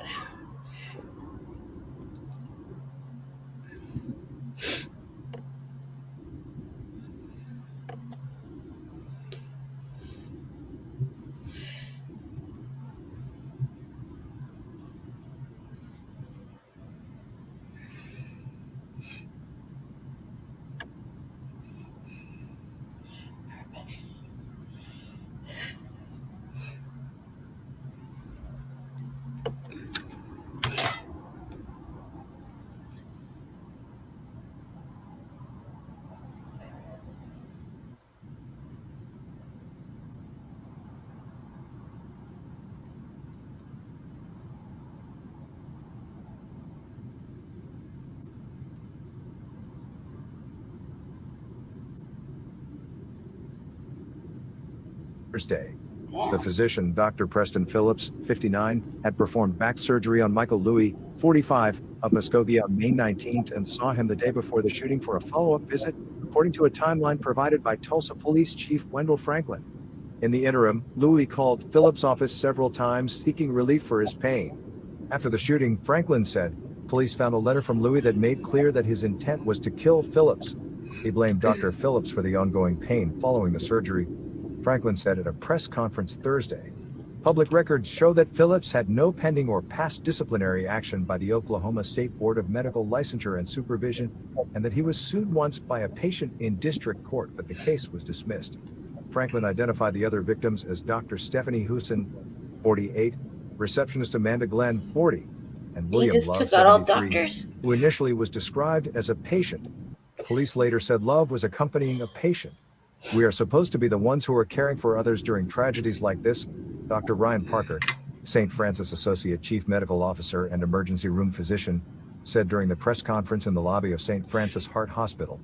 To think that our caregivers were the victims is just incomprehensible to me. They died while serving others. They died in the line of duty. According to Franklin, the gunman used 2 weapons to shoot his way through the orthopedic center on the 2nd floor of the Natalie building, a semi-automatic AR-15 style rifle, and a .40 caliber Smith & Wesson pistol. Louis entered the Natalie building through a 2nd floor entrance from the parking garage, Franklin said. Is an entry that is open to the public just as any other building, just as you walked in here today, he said. There is no one to greet you at that door, so he was able to walk in without any type of challenge. Louis bought the AR-15 at a Tulsa gun store less than 3 hours before the shootings occurred, just before 5 p.m., and the pistol was purchased at a Muskogee pawn shop on Sunday, Franklin said. Both weapons were purchased legally, the chief said. A bomb threat was cleared late Wednesday at Louis' residence in Muskogee, police said, adding that side of the investigation continues. I cannot emphasize enough that we train rigorously over and over and over again for not if, but when, Franklin said, because we have seen the violence that has taken place throughout the United States, and we will be naive not to think that that would not happen in our jurisdiction. Asked whether he could support legislation to address gun violence, such as a red flag law or some kind of background check for gun purchases, Franklin said his job is to execute the law. There are legislators that legislate the law, that create the law, and I am more than happy to work with legislators if they want to bend my ear from a law enforcement perspective and ask what we need, he said. I'm more than willing to sit down and provide that information. Franklin praised the work of his officers and other law enforcement personnel who responded to the crisis. I hope that each and every citizen that sees an officer today thanks an officer today, he said, because this job is hard. It is difficult. Franklin said Louis' wife confirmed with police that he blamed Phillips for his ongoing pain after being discharged May 24th following his surgery.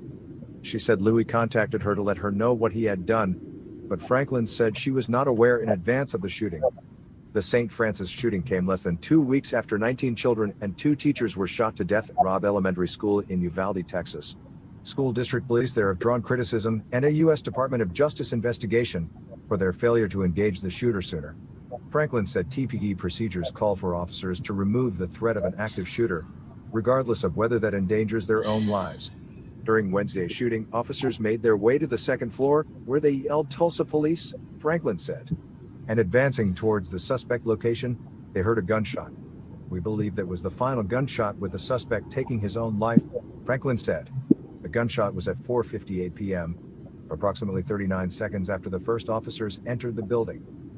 Investigators found 30.223 caliber casings and 7.40 caliber casings at the scene of the shooting. Dr. Cliff Robertson, president and CEO of St. Francis Health System, said he is not sure the orthopedic wing of the Natalie building would ever open again, but that no decision has been made. I can't imagine any other path forward other than to have that clinic just go dark, because we lost 3 of our colleagues in that clinic, he said.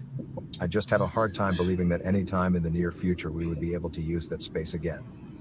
Robertson did visit the site of the shooting Thursday morning to see it for himself, but also so that I could do one thing, which is I represent over 10,000 people that make St. Francis Health System, Robertson said, and I prayed over each of the areas where it was clear that someone had laid, including the perpetrator.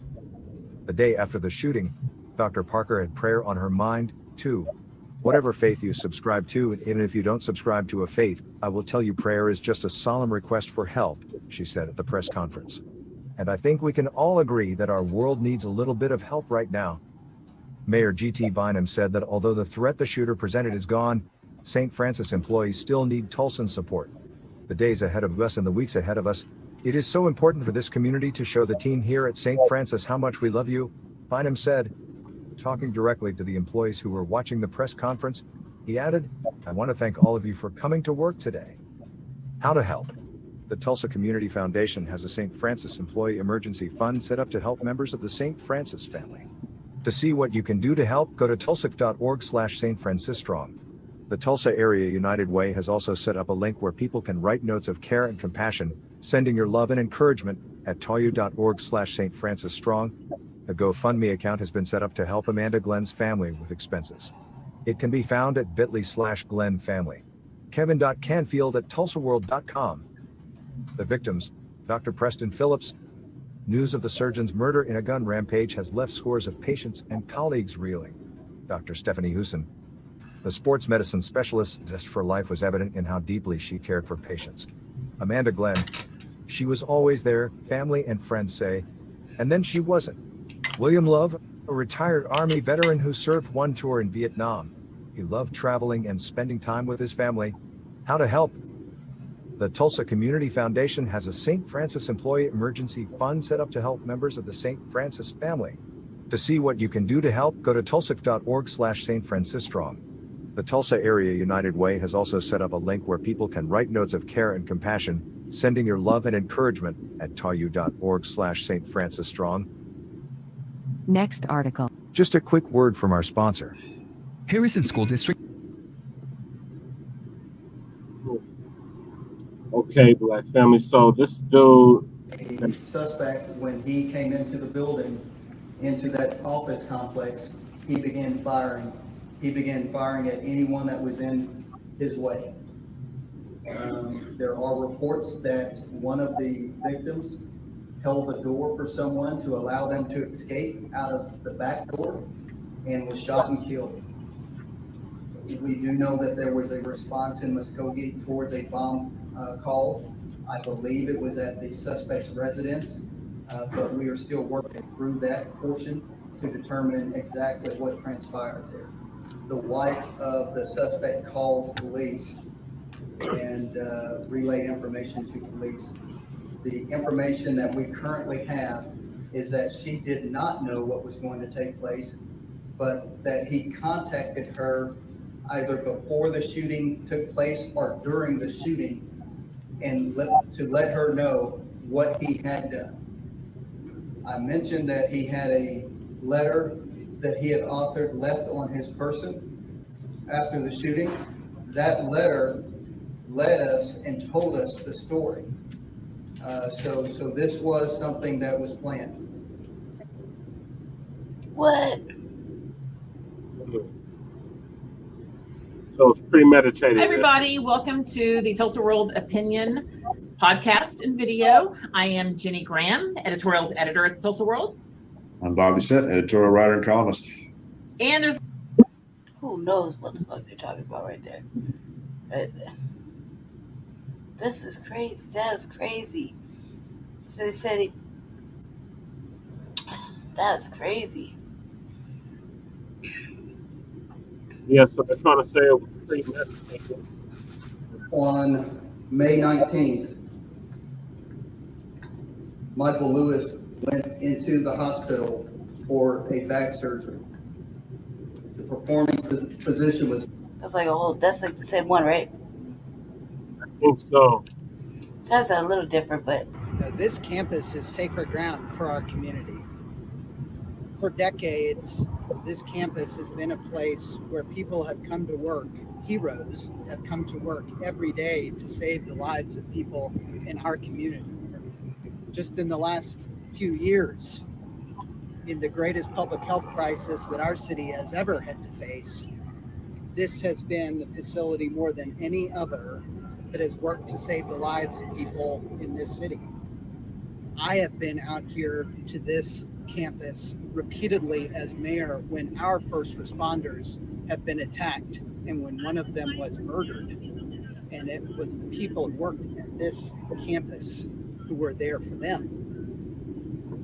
So I know, because I know Tulsa, I know there are so many people out there right now that want to know what you can do to support the people at St. Francis Health System in the midst of this tragedy.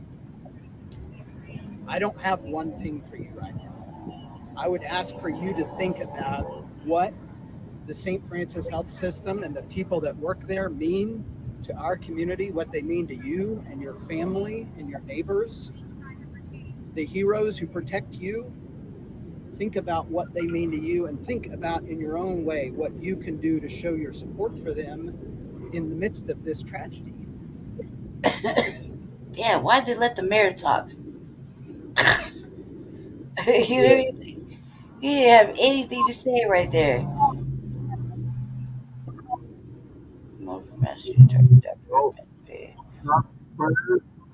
Huh?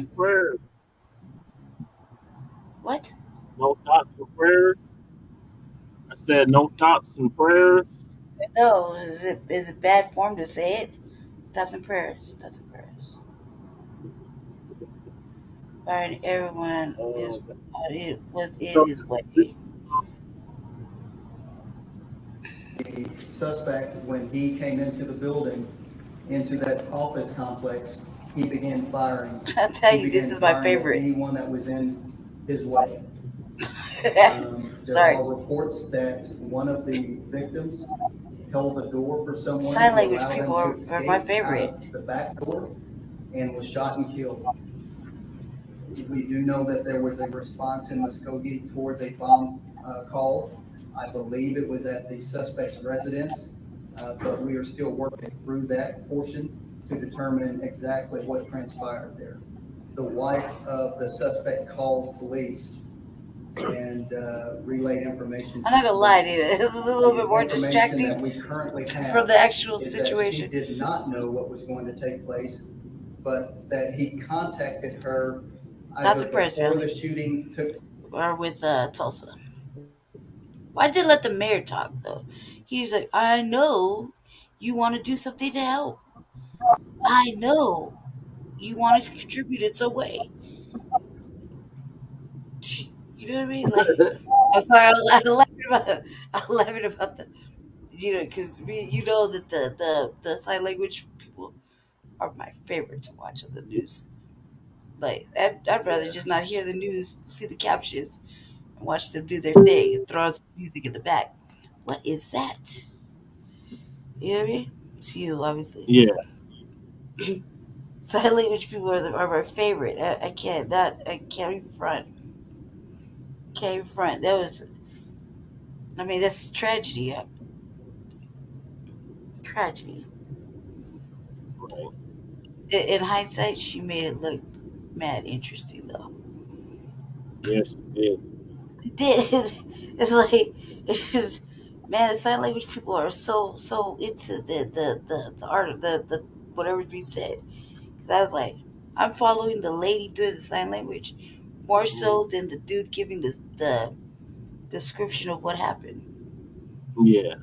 I was like, I was like, and I go front. That's my favorite part of the news when they give the reports. They have the sign language people. That bad. I don't care. They're my favorite. I hope you pay. I hope they get paid mad money, dude. That's a lot. That's a lot. I'm surprised everybody doesn't have carpal tunnel and shit. And they're Right. mad descriptive and very enthusiastic. Yeah. Oh my god, you gotta see this dude who's the man arrested for. Just look at this picture, family, real quick. Just look at this picture. I'm sorry. Just trying to find the piece. Look at this picture, family. Look at the picture. Does that not incite crazy? Yeah. Like, this is what we got rolling around our city. I'm trying to find my article for my news. That dude set up, try to. McDonald's, cuz, for real. Man, that article was like. Article stupid. For giving a bomb threat at a McDonald's. So he threatened to blow up a McDonald's. Yeah, giving a bomb threat. Yeah, at a McDonald's in Colorado. For real, cuz, you really gonna do this right now? Like, you making, man, why? At Colorado McDonald's. Dude, just tell them you don't like it. You don't like the shit they make. They'll get it. They understand. A lot of people don't. Took place Wednesday morning in Fountain. He's right down the street from our political prisoners. Carried a bag inside of McDonald's. He's carried a bag inside the McDonald's restaurant where they informed some of the employees that it contained a bomb, and also instructed employees not to leave. Ooh, not to leave. With a McDonald's, cuz, for reals, for real. This is what we're doing now. Okay, now what, Jesse? Cuz Um, so we got Marion Barber in Kentucky.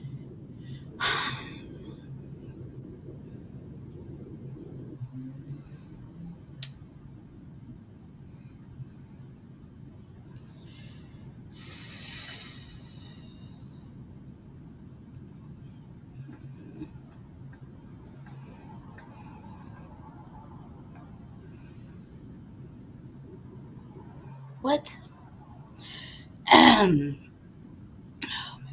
This doesn't even look like it makes sense. All right, you ready? Yeah. Family, I'm a speed reader, so I already read the article like just right now. Like, Marion Barber family decided on donating brain to CTC research. Details on former Dallas Cowboys RB death. Seriously. Frisco. Additional details on the death of 38-year-old Marion Barber, former Dallas Cowboys running back, are emerging, along with the news from, family, Barber's family regarding his wishes to forego CTE examination in his will. The Fort Worth Star Telegram reported that Barber was discovered by police in his apartment, Frisco, underneath a running shower. It is believed he was there for a number of days based on the decomposition of his body. Frisco police arrived on the scene after noon to perform a welfare check after a neighbor reported a water leak at Barber's apartment. Days later, that's fucking crazy. That's like a lie. You ever let your water run out of the bathtub? It never takes days for that to get to the next apartment. Right. It's like maybe an hour or two, At the most, yeah. not days. So I feel like already suspect. Frisco's police arrived on the scene Thursday afternoon. Blah blah blah. Performed welfare check 8. No foul play is suspended. No foul play is says I think they want to say suspected. Yeah. In the death of Barber, who was just over a week from his 39th birthday, and who's well remembered for having engineered the greatest 2-yard run in NFL history. Said Barber's father, Marion Barber Jr. They are just using tissue as they dig further to the cause of death, he added. They are ruling out things. They haven't seen any trauma, no foul substances in his body. His lungs are working in order. The heart and veins around his heart are good. They are ruling things out. Right now, we are just waiting. Barber struggled with mental health issues following his 7-year NFL career, prompting speculations as to whether CTE played a role in his challenges. But the Barber family will not be donating his brain to CTE research, according to the Telegram. Damn right, though, should they?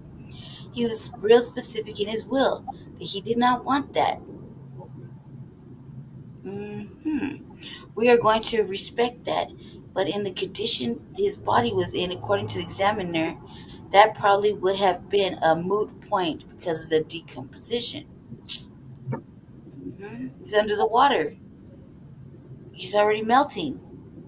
Yeah. The Cowboy family continues to mourn the death of a running back with a signature style that the team described as a hard nose. Hard nose. Barber says the Cowboy said ran with the will to win every down. Okay, yeah, sounds about right. Yeah. So he don't want that probably because he might have suspected it. Whatever. Right? He don't want that though. Should I play this? Yeah. Let's. Yeah, play the video real quick. Can you share the screen? Oh my god. So bouncy.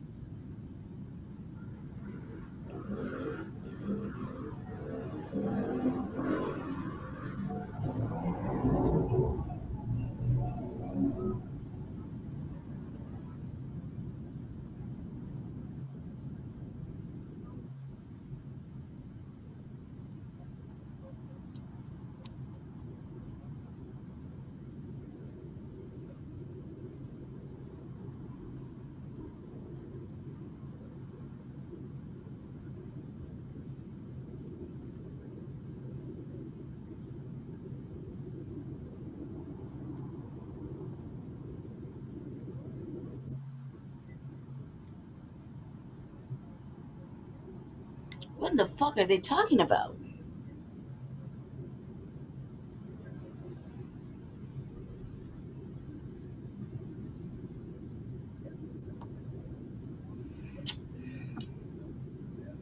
What kind of pretend back and forth is this shit? What are they talking about?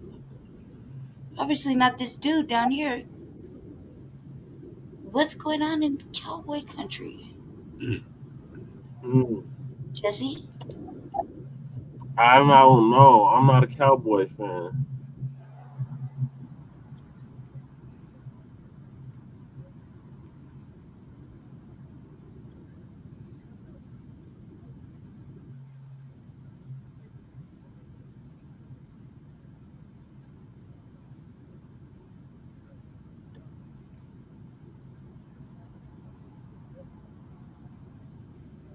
Whatever this is, they just want to sweep this under the rug. I don't think we care. But what is going on right here? Like, that's a ridiculous pretend back and forth. Shame on them. I can't see. I can't see nothing. Okay, well, too late now. Do I do this next one? Yes. Adoption Player Family Marion Barber. For real, yes, yes. I mean, there's not. I don't even want to get into it. I'm sorry, family. I played that last little monstrosity. Oh, shame on those people for pretending back and forth, back and forth. The fuck were they talking about? There we go, sharing screen. I don't know what's going on in football world, but that just sounded like a bunch of. They just want to sweep that under the rug for them. This one, yes. Yes. ABC Play News. the video. Playing the video. Okay, I see it now. This video, right? Yeah.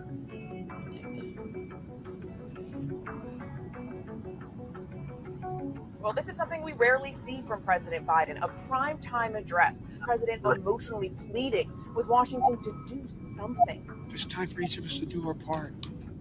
It's time to act. With bipartisan talks underway, Biden pleading for sweeping change, but also offering alternatives. If we can't ban assault weapons, then we should raise the age to purchase them from 18 to 21. Strengthen background checks. Enact safe storage law and red flag laws. Repeal the immunity that protects gun manufacturers from liability. Address the mental health crisis. Biden describing his proposals as common sense. After 3 decades of congressional inaction, Biden is painfully familiar with the difficulties of gun reform, blaming Republicans who have been standing in the way. My God. The fact that the majority of the Senate Republicans don't want any of these proposals even to be debated or come up for a vote, I find unconscionable. The rare primetime remarks on the heels of yet another mass shooting Wednesday, the 233rd this year. For God's sake, how much more carnage are we willing to accept? How many more innocent American lives must be taken before we say enough, enough?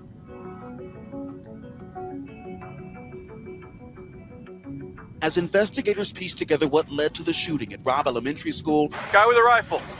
For the first time, we are hearing from the attorney for the teacher who was accused of leaving open the door that the gunman entered. And that door is supposed to always be locked because she thought it was locked, and it always is locked. She propped a rock out to walk a couple feet to get the food. Her attorney says the teacher walked outside to get food from a colleague, then saw the gunman crash this truck right in front of them and start running with a gun. She's on the phone and she says, he's got a gun, and so she immediately turns around and runs right back inside, kicks the rock out, slams the door. He says the teacher tells 911 what's happening, and she runs into an empty classroom and hides. She starts to hear pop, pop, pop, pop, pop, pop, pop, pop, just really fast. Eventually, she's rescued, but 19 children and 2 teachers don't make it out alive. Now, as law enforcement's response faces scrutiny, the teacher's attorney says they are not the ones to blame. The cops aren't at fault. The school's not at fault. The people who are at fault is the shooter and the people who put the guns in his hands. That's who's at fault. Yes, the police obviously could have done a better job. It's a small town. They're not trained Marines. This as 3 more children were laid to rest on Thursday. 10-year-old Nevaeh Bravo, 10-year-old Eliana Torres, and 11-year-old Miranda Mathis remembered for their smiles and huge hearts.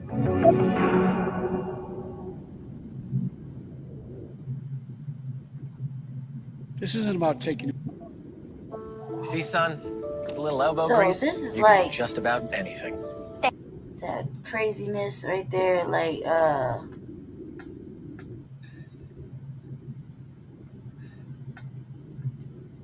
where's the thing, man? Like,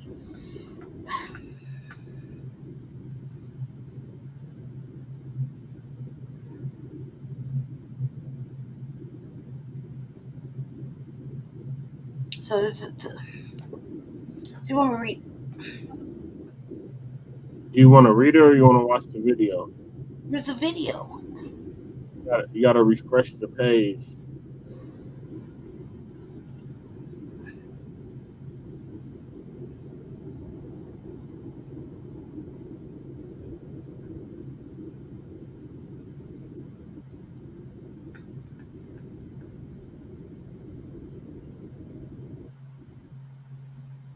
Yeah, this one.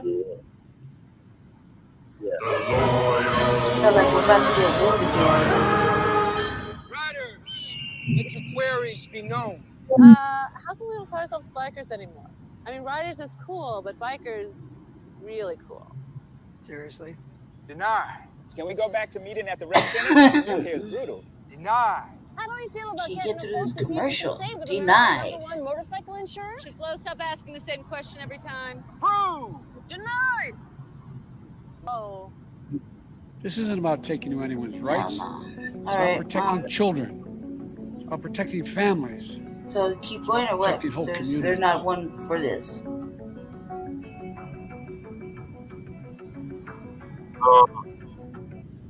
Stop the video. Yeah, you're gonna have to read. Well, this is. I'll give commentary. So there was a senatorial candidate in Kentucky who basically black family. The Democrats are really desperate at this point. So this Democratic candidate decides in an ad, in a commercial, in a TV ad, TV advertisement, that he's going to put a noose around his neck, and this is supposed to symbolize if you vote for the Republicans, then they're going to hang black people and all this other nonsense. So they're trying to Right here, fearmonger Fendi. us. Keep going. I'll listen to Jesse go. I found it. Hold on. Yeah, carry on. Keep going because we're listening. Yeah, they're trying to fearmonger us into supporting the Democratic Party, and it's not going to work. They're not offering tangibles. Black family don't bother voting for them. Sorry, one more. I went to the wrong one. Carry on. Keep talking. If they're not offering us tangibles, black family, then we're not going to vote for them. Period.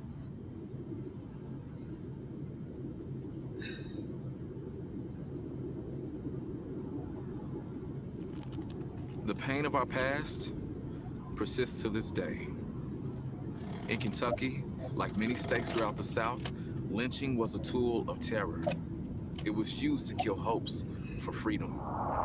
It was used to kill my ancestors.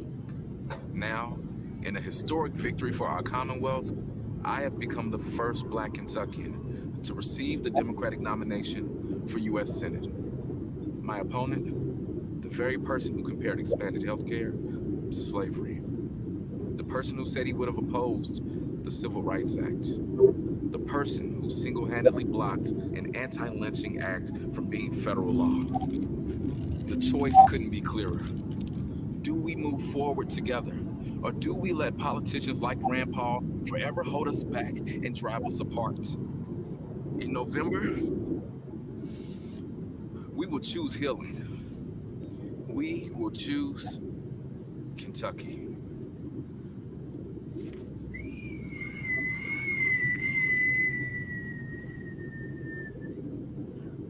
Yeah, they super desperate. Damn, like they had him put a noose around his neck. Can we play this 8-minute video? Can you throw up the commentary? The Yeah, I have that scroll. I bet we're gonna play this one by T. Shout out to TD Hip Hop, man. 8 minutes, quick. We'll be quick. Shout out to TD Hip Hop about the insult. Yes, shout out to TD Hip Hop and Black Light Revelations. Yep.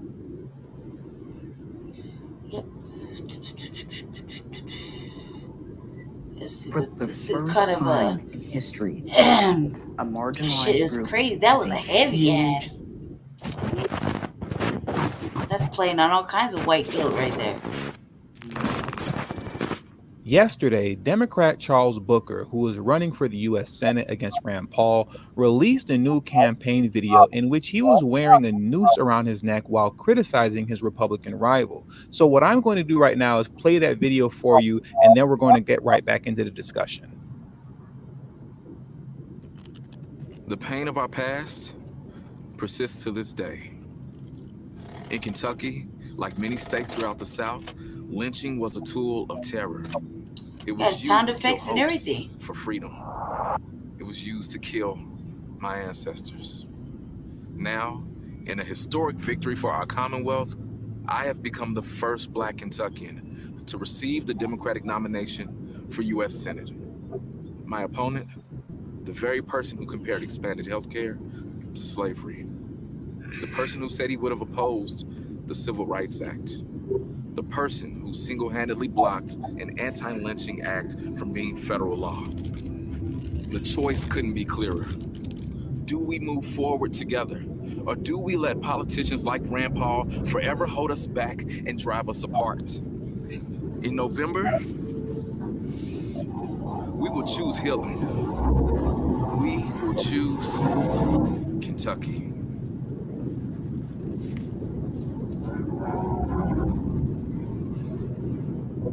Now, here's my question to Black America, because obviously this was geared towards us. What is Charles Booker talking about in this ad? Did he say all that he said and end it with, and this is why we need an anti-Black hate crime bill to deal with the legacy of anti-Black racist violence, like what we just witnessed in Buffalo, New York? Is that what he said? Because if he did, I must have missed it. Did he end this video by saying, and this is why I'm demanding reparations for the descendants of American slavery in the form of cash payments, first and foremost, alongside other reparative means of restitution? Is that what he said? Because if he did, once again, I must have missed it. Now, obviously, these are rhetorical questions because he clearly didn't say any of that. And that's the problem. I've said this a million times on this channel, and I'm going to say it again. Black Americans have been blindly voting Democrats to the tune of close to 90% on average since 1964. And now here we are in 2022 with nothing to show for it but a median wealth that's going to fall to zero by 2053 while becoming fourth on the U.S. population list by 2064. In 4 short decades, Black America will be an economically deceased, politically irrelevant class of people in the country that they built. And neither party is attempting to stop that from happening, not the Republicans or the Democrats. The only difference between the two being that the Democrats pretend to be the friends of Black America, only to leave them hanging once they get into office, as you sit back and watch the AAPI community get an anti-Asian hate crime bill passed, while the Native American community received $31 billion from the Biden administration, followed up by an additional $50 billion for the fiscal year of 2023. Yet when you ask them for an anti-Black hate crime bill after the Buffalo shooting,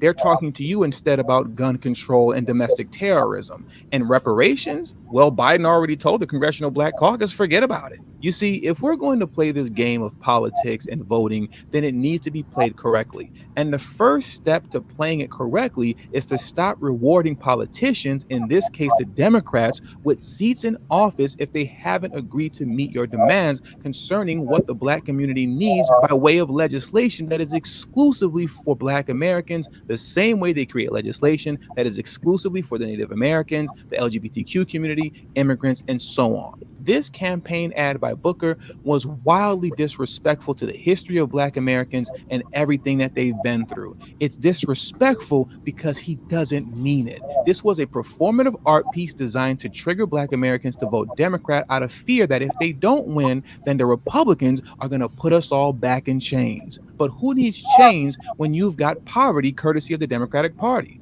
Like I said in one of my last videos, if the Democrats were who they said they were, then why is there a racial wealth gap in cities like Los Angeles, Chicago, and New York? The local governments in these cities are overwhelmingly Democrat from top to bottom, yet the Black community in each of those cities are completely upside down. You can't blame it on the Republicans. So how do you explain that? In Los Angeles, Black Americans make up 8% of the population, but make up 34% of the homeless. I thought this was the most liberal city in America. So how is that possible? You see, these politicians bank on Black Americans being emotional, reactionary, easily triggered, and here's the most damning one, easily entertained. Now, here's a quick example of how we're easily entertained. How many of you all remember the performative art piece released by Gary Chambers Jr.? When I logged onto Twitter the day that he released that ad, I was shocked at how many of us were completely blown away and doing backflips over this ad just because he was smoking weed in it. Really? He was smoking weed while Backwards citing at off that. statistics that we've been hearing about for over the last decade. There are brothers outside of my house right now who are smoking weed that can spit more knowledge than him. Literally, as we speak, I can take this microphone, go out there, and they would start dropping knowledge on you while being high. Yet, for whatever the reason being, this Facts. Gary Chambers ad is so amazing and Backwards profound. at that. And just like Charles Booker, what did Gary Chambers say he was going You to always do gotta for keep Black lighting up, Americans? man. It's all you. Nothing. But let him get into office and watch him go hard in the paint for every other group except for Black Americans. That's the Democratic Party thing to do, isn't it? It's what they always do. And if we're foolish enough to fall for these performative art pieces, then hey, man, I don't know what to tell you. Looks like I we just deserve pray what that we we get. can wake up to the foolishness before the final nail in our community's coffin has been hammered down. And believe me, that final nail is about halfway down already. Man, I'm trying to tell you, you better. Wake up, wake up, wake up, wake up, wake up, wake up out of your sleep, wake up, wake up out of your sleep. And with all that I'm being not gonna said, that lie, does it for that's today's video. exactly So what please needs make to sure you hit the happen. subscribe button as well as the bell notification next to the subscribe button so you'll be notified whenever I release a new video. All social media links will be pinned in the comment section below. Please make sure you text TD Hip Hop to number Shit 33222. was horrible. That's Like, TD Hip Hop to number he's right though. 33222. He's That way you'll get a direct text notification. absolutely right on that. You know what I mean? Yeah, He's wake up, absolutely Black right. family. That shit was horrendous. Yeah. Okay. So, TV Hip Hop did an awesome commentary on that. So we're moving to our last two topics. There's Unhoused Neighbor News and Unhoused Neighbor Tweets. So Go ahead, Jesse. for those that don't know, the tweets continue. We're at 130 or 140 tweets in the past year, and they don't seem to be stopping.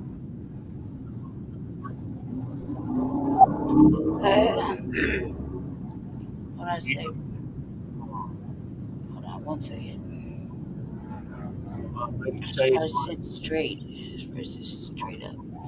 Yeah, we're gonna look at House Keys Action Network, Denver, formerly Denver Homeless Out Loud. They've been out there lately. We, from me being sick, I was unable to go. I had to go to the doctor. Let's see. Monday council hearing on expanded housing affordability bill. Come testify to demand real affordable housing. This Monday, June 6th.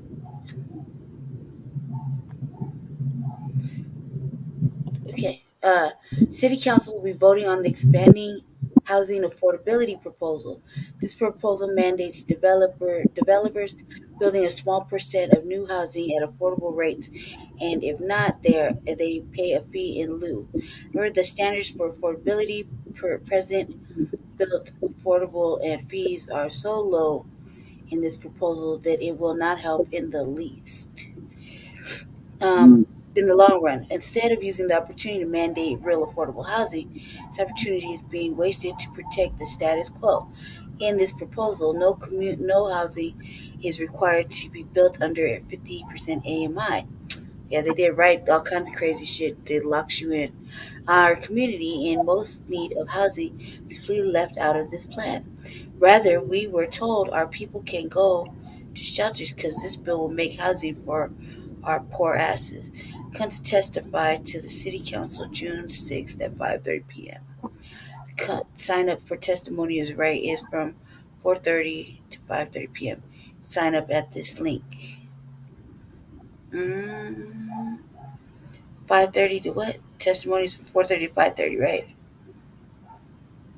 Huh? Yeah, that's what it says. But you got into the recess. You got up until the recess. So if it's a basic time, right? 5 o'clock.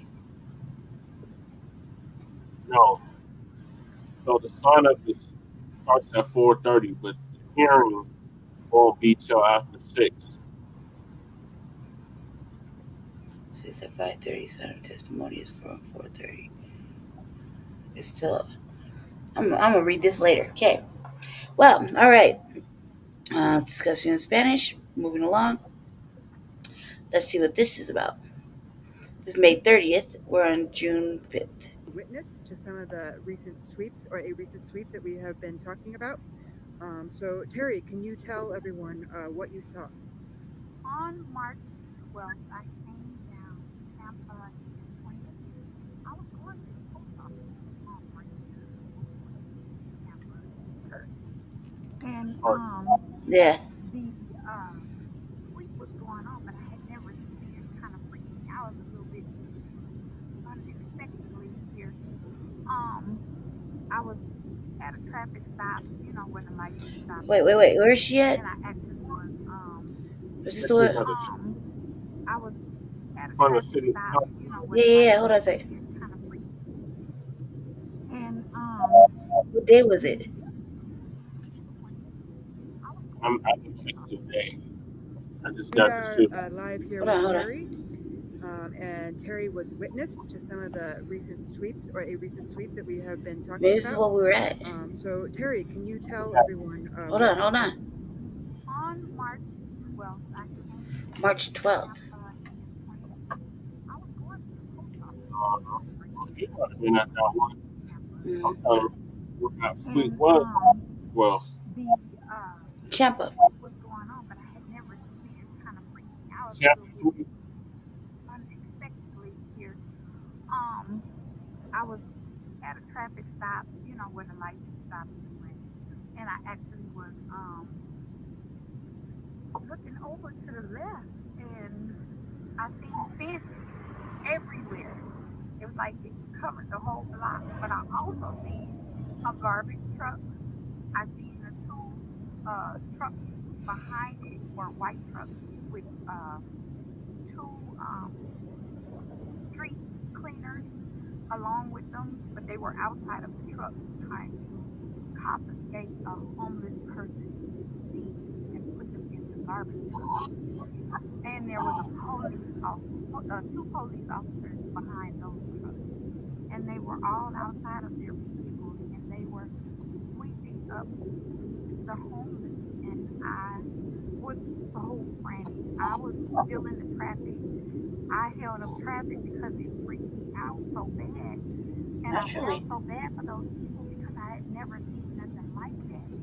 So when I saw it, it was overwhelming for me, and the cars were going behind me, trying to get me to move. But I was trying to gather myself back together because I felt so bad for the homeless right there. And I didn't know that's what they do. And that was a spare of the moment situation that I had never seen. And from my understanding, some of the homeless that were out there weren't informed at all. And that even is bad of a bad understanding. And I didn't like that either. So, I mean, I've been out here trying to talk to people and trying to see what we can do and try to get this enforced because that hurt me.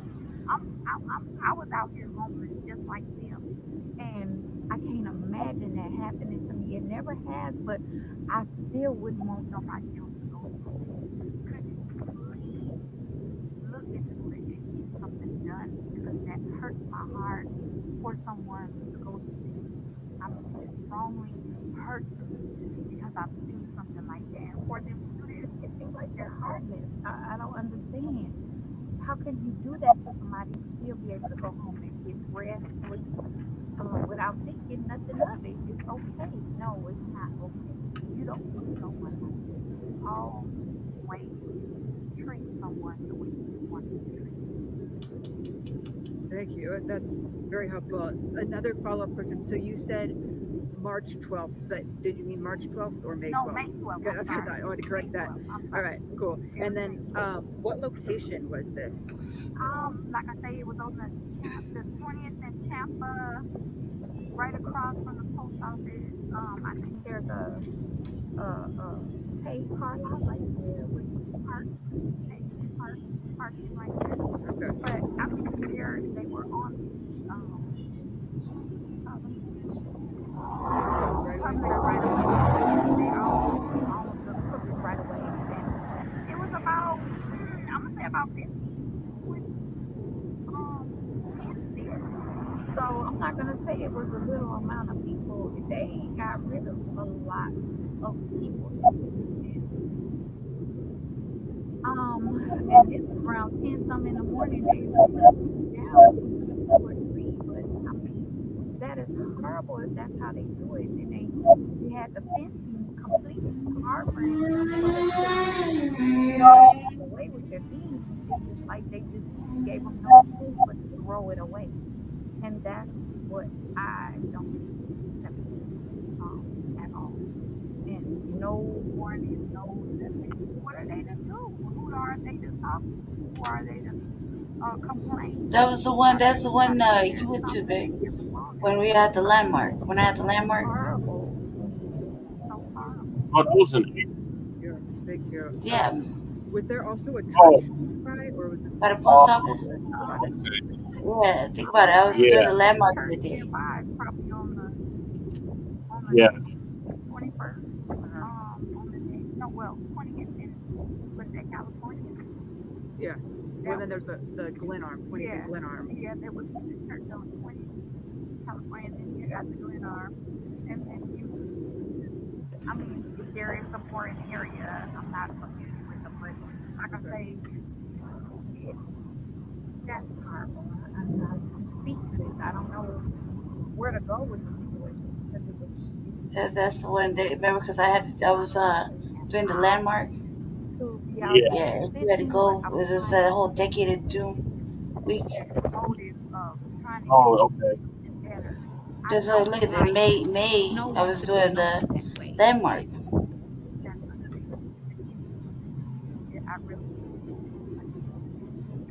Thank you. Anything else you'd want to add? That's just going for that. Better for the moment. It's horrible out here. Oh, yeah. Right, like, I understand it's a lot of hate you gotta go through, but there's a lot of hurt, harm, and danger out here. I just want somewhere to be a better environment. Where these people don't always have to be connected with them for nothing. They're not out here harming you. it's probably like the Wednesday or the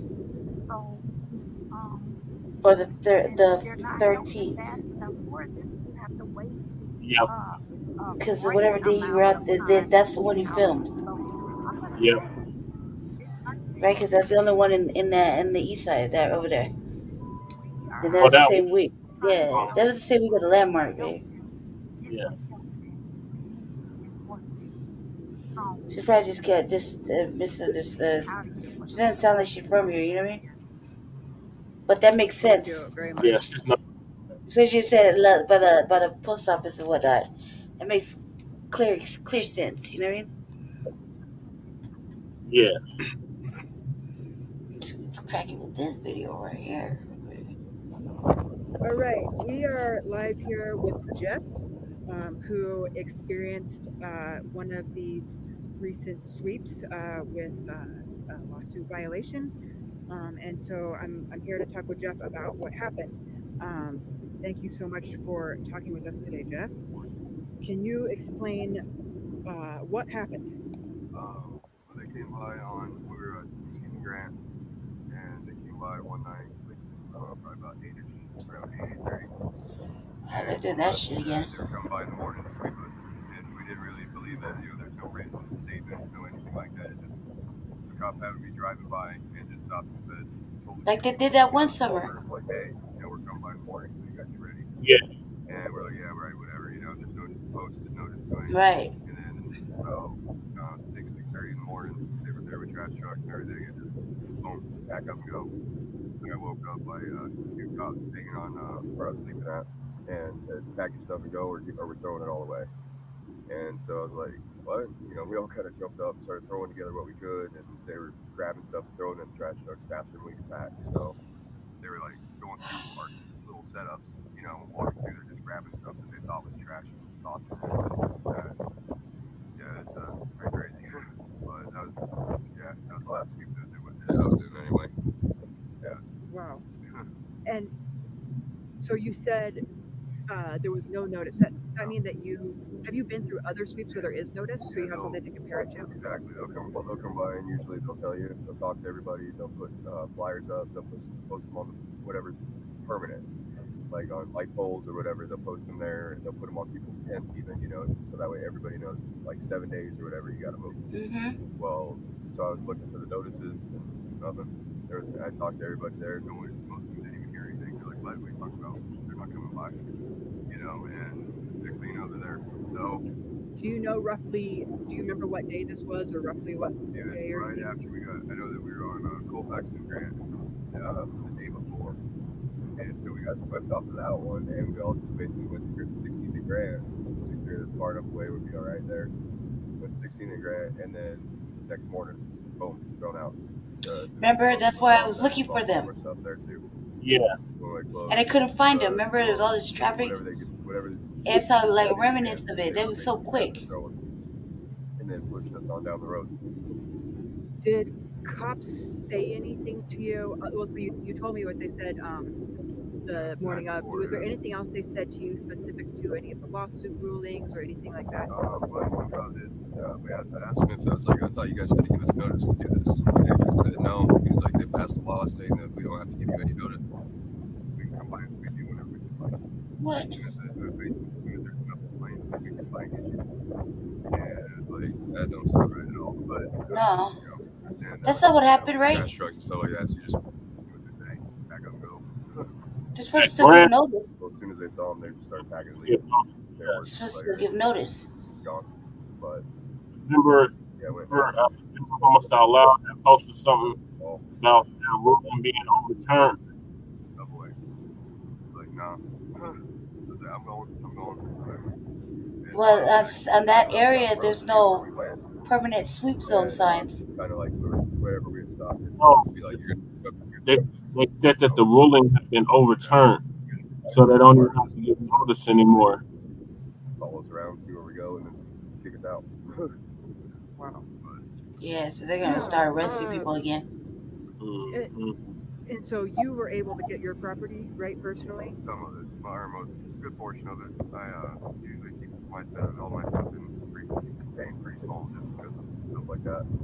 Like they've been throwing just grabbing my stuff and throwing it away since I've been out here. You know, I've been out here for almost 3 years, so they're always doing stuff like that.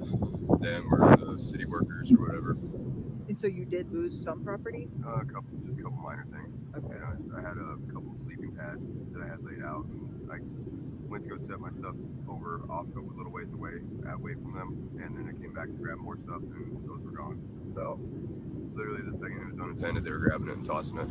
So try to grab it, put the trash guys, they pile it up behind the trash trucks. And when you go to try to grab anything out of there, they go off on you. They just start yelling. They're like, "This is all trash. This is all deep trash." And they grab it and throw it in there quicker. So yeah, it's like once they grab all of it, it's gone. So it wasn't too much. I saw other people losing a lot more, but they've come up and just cut people. Like they've had their tents tied down and stuff, and they walked up and started grabbing rain flies off their tent, harps off their tent. That shit is crazy. Yeah. Wake them up for USA's on them first. 1 second, family. My eyes leaky. Right here. Just give me a second. Yeah, I've been doing a couple of them that were iffy. That's fucked up. Yeah. Yeah. Is there anything else you want to add? Not really. I mean, just like, I don't know. They're basically unprotected. They can't do that. It's like, okay, well, yeah, that's nice to know. No, apparently they're gonna do whatever they can to enforce it, especially with all the games and stuff coming in. Yeah. It's like, you know how they did like with the when we had baseball, Baseball, yeah, with the MLB, yeah, right? All So Star. this is motherfucking it's Av season right now. The beginning of playoffs. You saw how heavy it was the other Yeah, day when they showed the news. It was like real live downtown. So For folks like white people that, don't you've like got to to folks see in the motherfucking community that homelessness. had their stuff taken, So they want to make and all you that know what sort of like disappear. how that affected It's them just or what. it's just added to more fucking Hancock fucking um shit right there. Like that is just crazy because there's no permanent sweep zone on that area like at all where they were, and they just keep moving them around. You know, yeah, and then like what did we filmed them being assholes with the motherfucking with people. yep, And that see that's the thing. Somebody was trying to be everybody's Thank mammy and you shit, so much, Jeff, for right? speaking with us. At city council, Really talking appreciate about it. if you And do this one more time, anything else you want to add? if you are rude to them one So more much. time, blah blah blah blah, one more time, right? Then yeah, we're gonna scrap your contract and what, right? But that's been going on for a whole motherfucking year. They did shit. They refused to do anything. So what are they really talking about? They haven't done nothing. They let them continuously get away with their abusiveness. You know what I mean? Like they are yeah, actively abusing the. Let's read this. Let's see. Okay, the Blair Caldwell African American History Research Library, May 24th. Queer Unhoused Community Forum. If you're part of this intersectional community, be sure to join us this Wednesday, 3:30. Okay.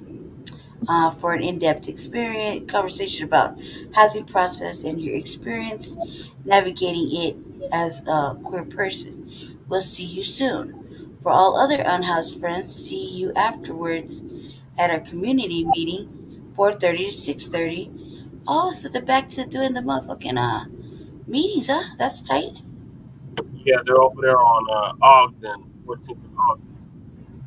That's tight. We can go to those ones now, right? Are we banned still? Are we banned still? Curious question. I don't think we're banned anymore, right? No, So we could go again? So that was why. Are we still at punishment? We were banned, remember? yeah, Like completely, 100% till we got our, till we, what did she say? Tempers calm down, yeah, something like that. We were punished. In case you could not make the sanctioned campment webinar that happened last month, here is a recording. What is this shit? See, this is what I was talking about, family. Remember, I said I couldn't find it for all these weeks. All this stuff was happening. Why didn't I get the memo? Why didn't we get the memo? Remember, it's yep, like 2-3 months of no news, right? yep, Couldn't find nobody. Couldn't reach out. Couldn't talk to no one. Didn't know what was going on, right? hmm, So they created a whole little different name. Like everybody's rebranding, okay? Mental Health of Denver, rebrand, new name. Like that just wipes off all the other stuff, right? yeah. Okay. Like it's just clean slate, new name. We got a new brand, new name. So all Well, that fuck shit we've been doing for the last fucking millennia, just forget, just brush that under the rug. We're new people now. we're Right. well power, Huh? well power. Whatever the fuck. That name is so stupid. Like, no, I have everything since I've been in the system. I went through mental health, word different. I still could never get the motherfucking help they said I needed. They Since specialize. you're a little kid going to the system to a grown ass motherfucking adult, you suck. Everybody needs to be fired. Don't start over. Just let go home. Cancel. Done. You're a wrap. But everybody gets a new name, right? It Yeah, must be new name, fresh start, yeah, right? Because me and Jesse were on major punishment. yeah, We would throw in another person's name. However, he's with the charge. So I remember when he was on punishment too. Yeah. Yeah, but me and Jesse were on punishment. Me for telling Jesse jokes, and they thought we were conspiring. Yeah. Right? I just tell Jesse jokes because that's what I do, right? So we got punished and banned from everything, kicked out of everything, kicked out of like pretty much everything. So that where would everybody, right? I was like, everybody took a motherfucking hiatus. Everybody's on sabbatical for all these months. We didn't know. They just changed their name. We're not looking at the same place. They moved down the block a little bit, changed their name. That's it. That's it. New people, new name. It's the same people, different name. Yeah. Okay. And I'm like, so are we banned still, or can we go to what is that? Wednesday meetings again? Ooh, Wednesday meetings. That's where me and Jesse shine the most. Remember, sitting Yeah. next to each other, bullshit, me talking shit, giggling, making them laugh. Bad Brandy webinar. Okay, cool. Okay, let me look into that later. But what days was this? What days was this little sanctioned? What day was this meeting? Toy protection, blah blah blah. Okay, can I meet the meeting? Critical section spots. Okay, what is this? After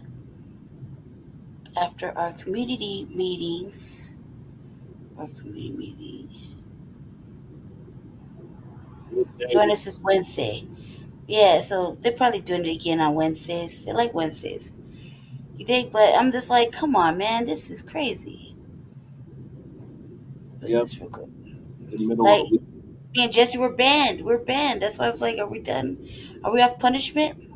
Hell no. Like, let's scroll ahead. Moving along. Okay, so me and Jesse are gonna review this because this looks like charts and pies and charts. Okay, so we don't know what's going on right here, but we were left out the loop. Remember what I was saying? We're setting up the SOS, man. Can somebody send us in? Can we find out what's going on? Can we be a part of the conversation? And they denied us. Why? Why, family? Why do you think they denied us? It's not that hard to figure out. Okay. Glad we all came to that understanding. It's not that hard to figure out why Jesse and I were not included. Because there's really no one like Jesse and I, except for one other person, but he's part of that scenario. Dun dun dun. So why were we included, family? One more again. Thank you. I guess we came to this understanding of why. Why couldn't when Brady was like, why don't I know what's going on? You intentionally keeping me out there? Is everybody on sabbatical? Why didn't I get the memo? I'm trying to help. Remember, for all those months, Yeah. every Saturday, I've been going everywhere, and there's no remnants of a sweep. I think they're playing the okie doke, woo, blah blah blah blah blah. For how many months, family? At And least. what happened? This is what happened, family. This is what happened. They changed the name. Changed the name. Okay, and they changed the name. Let's just start with that. Same people, different name, different address. Period. That's all that we're gonna talk about. Okay, different address, different scenario, same voice that you heard long ago that left after that. They had a Baby. baby. Thank you, Jesse.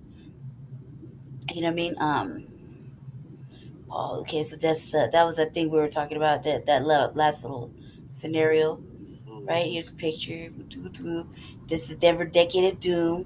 Where's Jesse? He was walking right here with them, remember? Yep. And all these people talking. Why did we get to know Jesse? Why? Very simple. I'll leave it up. Look at everybody, except for Jesse. There's Jesse over there. Right? Yeah. Look at everybody. Look what we're talking about, family. So I don't want to hear shit. Because case you haven't noticed, everybody has the same pink bodies, except for one. Is that Jerry? Right, Jerry. Yeah. Okay, and the future mayor Jesse, mobbing with him. Like, not that, like he's over here on this side somewhere, right? Right. Right. He was having you catch it, yeah, because I was doing the landmark. I couldn't go nowhere. I was doing the landmark. Yeah. What is that? What's all in common here, family? Look at everybody in common. Do you think that's why Brandy and Jesse missed the memos for 2-3 months, depriving our family of vital news? Dun dun dun. Then take a fucking scientist. Two other black people. That's two. Where you at, babe? They keep missing you. They don't want to fly. They don't want to fly at you. They don't want to capture you in the camera. I'm right up front. So, what has everybody got in common? There he is. There's Jesse. That's three. All white people. Yeah, that's not. He ain't no white. That's Jesse. So three black people. All. Let's look at let's do the math, family. Of course, it's racist. I'm saying it. Why? Because we were looking for him, right? We got receipts. Four black people.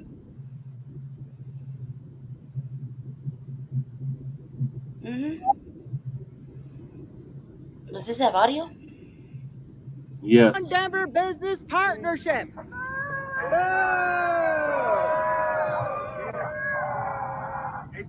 Jesse had to go for me because I was doing the landmark forum. What's your sign say, babe? My sign says, "House keys, my handcuffs, stop the sweep." I like the legalized being black one better. Yeah. Jerry, Burton, what are you doing, Jerry?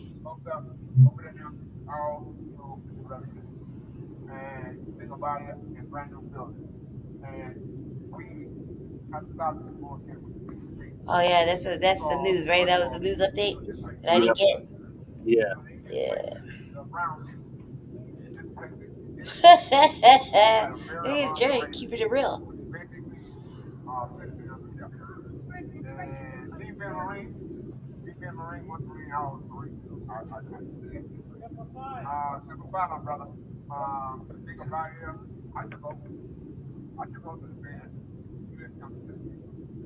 Did they let you talk at all? No. Did you try to talk? No. I Do you what? couldn't talk. I know. Did you try to? Couldn't talk. Oh, you couldn't. Human rights! Human rights! Bathrooms are a human right! Bathrooms are a human right! Bathrooms are a human right! Facts. Bathrooms are a human right! Bathrooms are a human right! Bathrooms are a human right! Bathrooms are a human right! Bathrooms are a human right! Bathrooms are a human. This is true. True indeed. I bet everybody having lunch was upset. Stop the sweeps! Stop the sweeps! Hell, everybody on the mall. Stop the sweeps! I'm just saying though, man. That you were there. You had to go because I couldn't go. But I'm just like, geez, dude. Like, why didn't they let you talk? Because I'm a politician. Right. That was why they. Yeah. I forgot. I didn't forget. Actually, I was gonna say it, but I just decided to sit back and just see. But yeah, no, they didn't want to have that. They didn't want to have that on them. Can't be endorsing a candidate. Right. Yeah, What the fuck did that have to do with anything? Weren't you like really? It was part of the whole activity. Anyway, family. So I just want to point this out, okay? That Brandy and Jesse were avidly looking, trying to find out where everybody had fucking went and disappeared to, trying to be trying to figure out what the memo was. Why didn't we get part of the memo? Why didn't we know what was going on? And we were actively looking, every fucking week for months. And they just changed their name, family. Yep. They changed their name, and were they then a part of the conversation? Only because we saw them on the community broadcast. And then we saw the takeover of the court of the chambers, right? And then here it goes this and that. So did we reach out? Yes, I reached out. Jesse showed up during that thing, the Decade of Doom. I couldn't go. I couldn't go to none of the events. I had to do the forum. So the audacity. Yeah. And then we feel like well, what did we feel like the whole time? That we let everybody down because we couldn't figure out what happened. And they were getting they knew what they were in the know. Yeah. We weren't in the know. Why? I think I showed you why. I think it's very clear, family, that if we look very closely, not even closely, you can take 10 feet back and see why I and Jesse were not in the know. Real shit.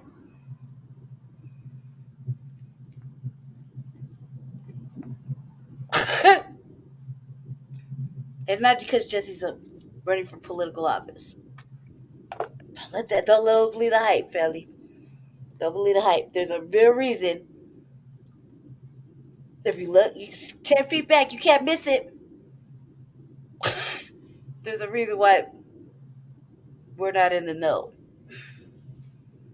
You only see what? 4 black people? Yeah. Dun dun dun. Law and Order will wrap this case up for me like case in point. That's fucking mad racist.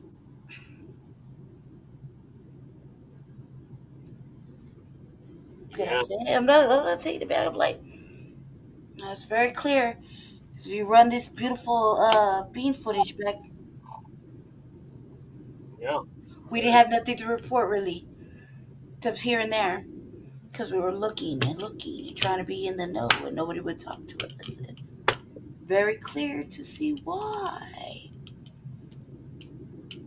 they don't want us to help the predominantly all black homeless people. But it's like what? It's a lot right now, right? Like 70%. Well, the whole way they go about counting our unhoused is flawed. So we honestly don't know what the percentage is or what the number is because the point in time count doesn't encompass everybody that's unhoused. In fact, okay, but on every sweep that we sweep, what is everybody's black except for maybe like 3 people. Let's look at it that way, right?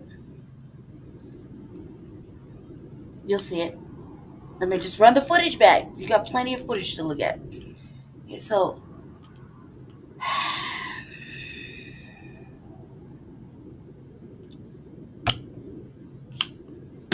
it's pointless to really get upset until you're right there. Like right there outside in public. That's when I think I'll get upset because at this point, what would the sense be to stress myself out on a video camera? Except I have tons to say. And if that's really happening here Monday, sign me up. I got this free time and opportunity, man, and not stopping this. Especially, I feel fucking cheated, man, on the motherfucking insight.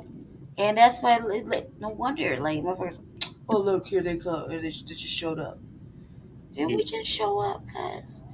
Or were you intentionally keeping things out the loop and not really keeping it informed?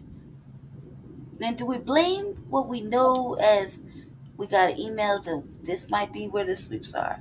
Do we blame them too? Should we hold them accountable as well? I think I will. I think I will. Fuck it. Why not? They knew.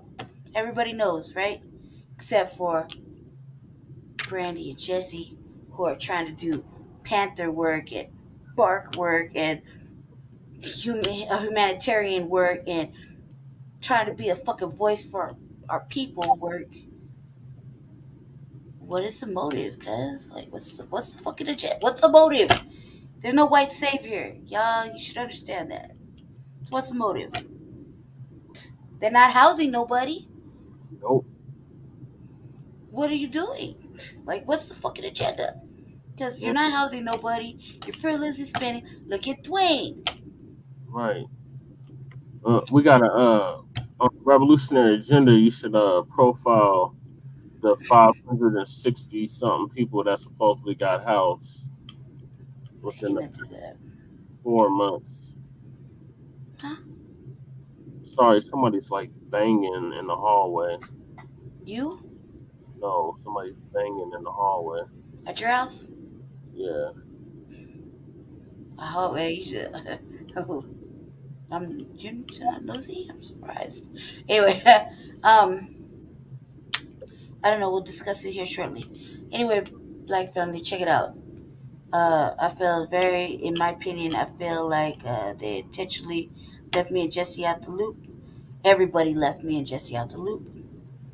Not a conspiracy. It was an active fucking scene. It's actively happening. I think we're off punishment, so maybe we should check out one of these little weenies. We used to. Yeah, I think if that date is still active, I think I might go to that shit.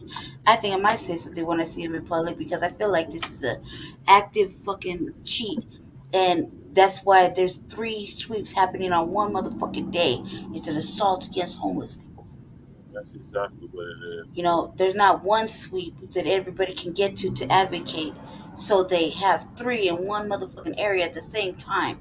So nobody can get to everybody at the same time. So you can't help 15 people here, 17 there, 8 there. You can only be, one place at one time. Even if me and Jesse went to tag team it.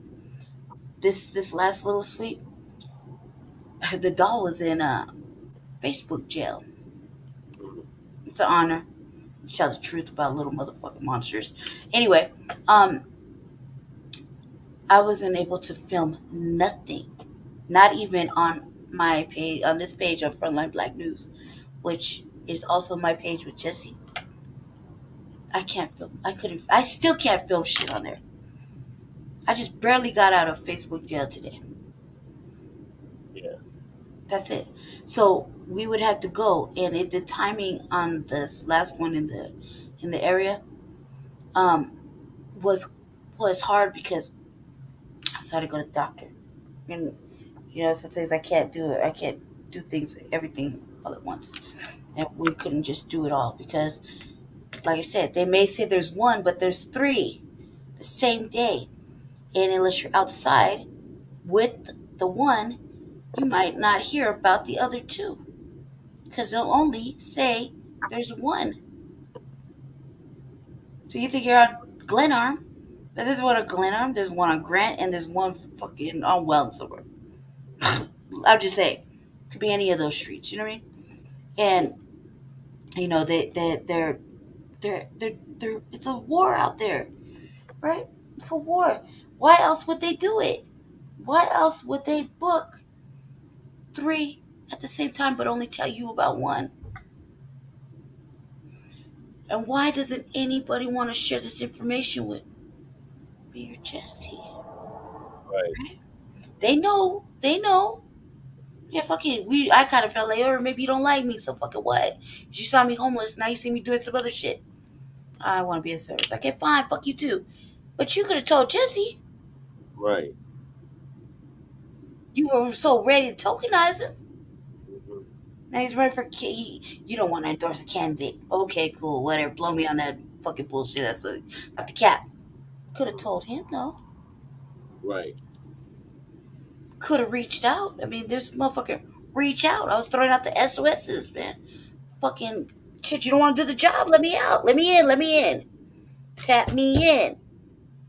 No, so I feel like this is not only is it assault on the homeless, and they already know how me and you feel about it, right? Yeah. They don't want to hear our shit, so that's why they don't let you talk. I haven't been able to speak at city council in almost 3 months. Yeah, family, 3 months. I sign up every week. That's intentional. Mm-hmm. That's intentional. Why? Because they don't want me bullying. They don't want to say that I'm bullying the council, right? Mm-hmm. It's good. It builds character. And Oh, it builds character. Be saying shit. That remember builds character. remember that article that came out and that David did that called us gadflies. I don't even know what that word means because that sounds like a word that's not in my. Sounds like what kind It, of verbiage is this? What does it mean? it means to hold it basically means to hold elected officials accountable. Oh yeah. No, there's no fucking passes for racism, white supremacy, and fucking inhumane bullshit. Yeah, man. Of course, I was riding the motherfucking helmet. That's what we do. This is nothing unusual. There's plenty of articles this last year of me and Jesse fucking terrorizing the city council. What we do. Okay, so they don't want to hear it from Brandy, so they shut me down for damn near 3 months. You've gotten to speak on city council, right? You It's find your ways. it's been like 2 months since I spoke. And public comment, but you find your ways to say something though. Oh yeah, I found my ways Yeah, during the zonings and whatnot. yeah. I don't get the opportunity because I don't. You ask me about some zoning shit, I'm gonna tell you no. Up top, right? Because nope, too expensive. Nope, doesn't affordability does not mean the same thing to a person like me. Ooh, negative, no. Yeah, you're gonna ask me, I'm gonna tell you no. I don't care what kind of light you sell. That's just more money being spent out and nothing coming in. Then it doesn't benefit people like me and Jesse. Me and Jesse could never afford any of that shit. Well, maybe later, but I'm that's even hopes and prayers. Hopes and prayers. Yeah, thoughts and prayers. Maybe we could one day. Thoughts and prayers. Just keep hope alive. You know what I mean? So yeah, you ask me about some zoning shit, I'm be like, fuck no. Is that parking lot included? Oh no, it's not. But you want to say that it's not. Throw that shit away. Yeah, because half that shit don't make sense. They don't make sense. They want to crush everything. Like everything's like 70% AMI or some shit, crazy stupid shit. That's why I'm not making it up. I just probably didn't say it correctly. What I'm saying is it don't make sense, and no regular person could ever live in that. Nope. Nobody. You would have to have like a $25 an hour job with a nest egg, great credit, eight plus credit, to get for the protection. I mean, like just throw out all the privilege you get. Mm-hmm. That's the only way you're getting in. You ain't gonna have to cry or anything or fucking like us. You think our tears matter? We already Slap yourself. Slap like yourself if you think our tears matter. No. Hell nah. There are drugs on our sidewalk. There's defecation. There's drug use. They're loud. They're fighting. Look at the pictures. They're in the pictures. Fuck that. The motherfucking and the people that come to do the zoning and shit. I like them developers. They get an attitude and everything when they know they're wrong. They don't want to be questioned. White people get mad when they get questions. They start lifting their voice up a little bit. They stutter. Their face gets all red. You know what I mean? They're like, yeah, you're not listening. No, you're clearly listening. You're on some fuck shit. You know what I mean? Like, Oh, you're trying to sell that to some. You're at the right place to sell it. They're gonna agree to it. So, Yeah. you know what I mean? Especially if you're a business owner or a property owner. That one conversation about the parking, and they wanted to get paid per parking. Yeah. That shit was I was like, "This is broad serious? Shouldn't it come with the property you're building?"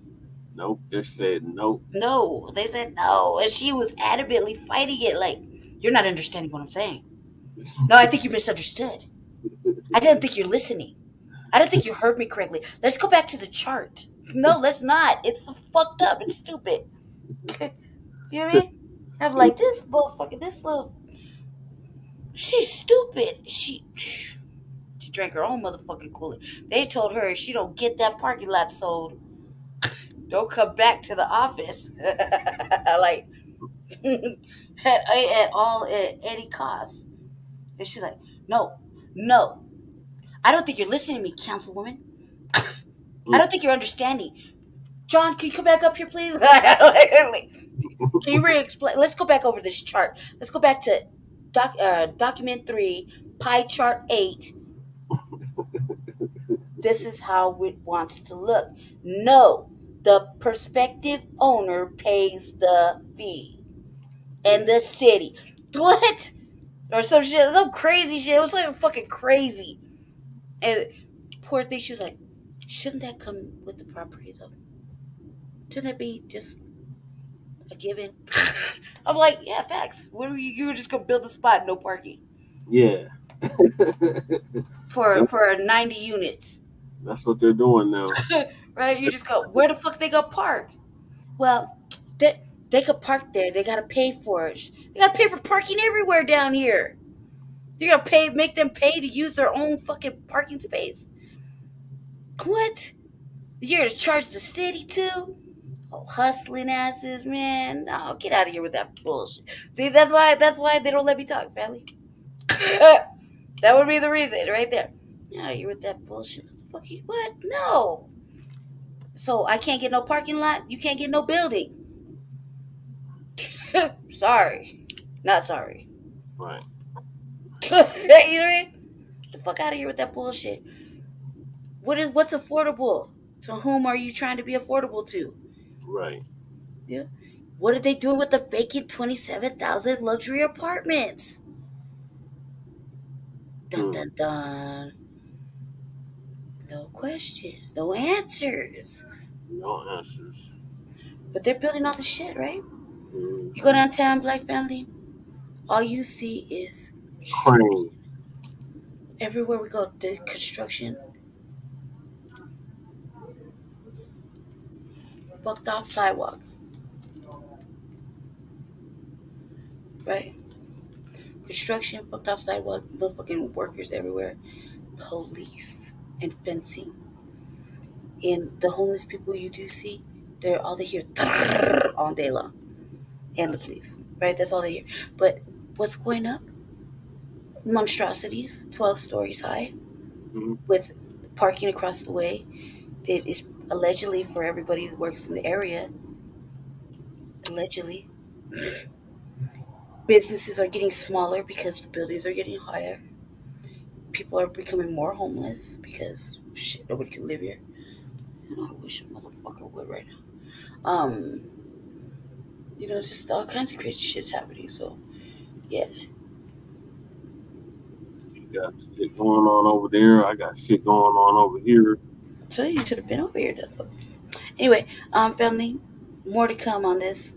Me and Che are gonna cut this video short so I can take care of my. I gotta keep my house safe. So. No time for now. Oh, Shabaka's Black Experience Tuesday, 7 p.m. Mountain Standard Time. I gotta try to book this revolutionary agenda to do a follow up with Dwayne Peterson. Also, there's an event coming up for the beloved community village or whatever the fuck it's called, which I plan on. Just note to self, I'm gonna be there crashing the shit. Prepare yourselves, family. Prepare yourselves. It's gonna be an issue. You know what I mean? City council, let's pray. If not, what the fuck is the point of having platforms if you're not gonna do what you're supposed to do, right?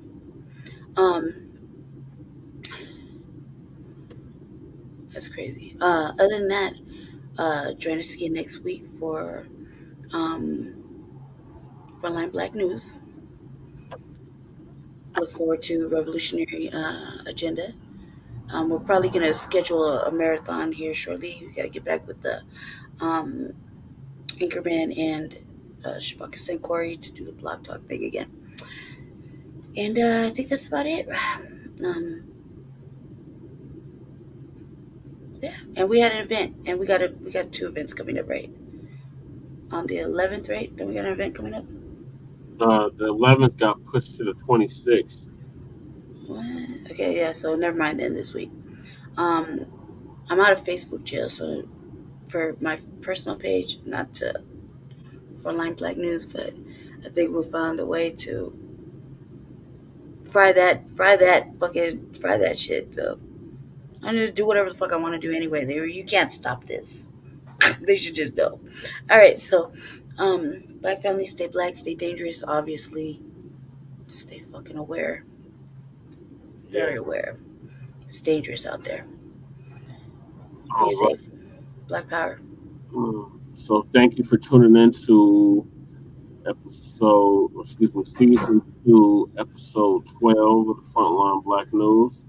We'll be back next week with a brand new episode. Make sure you check us out on frontlinecampaign.org.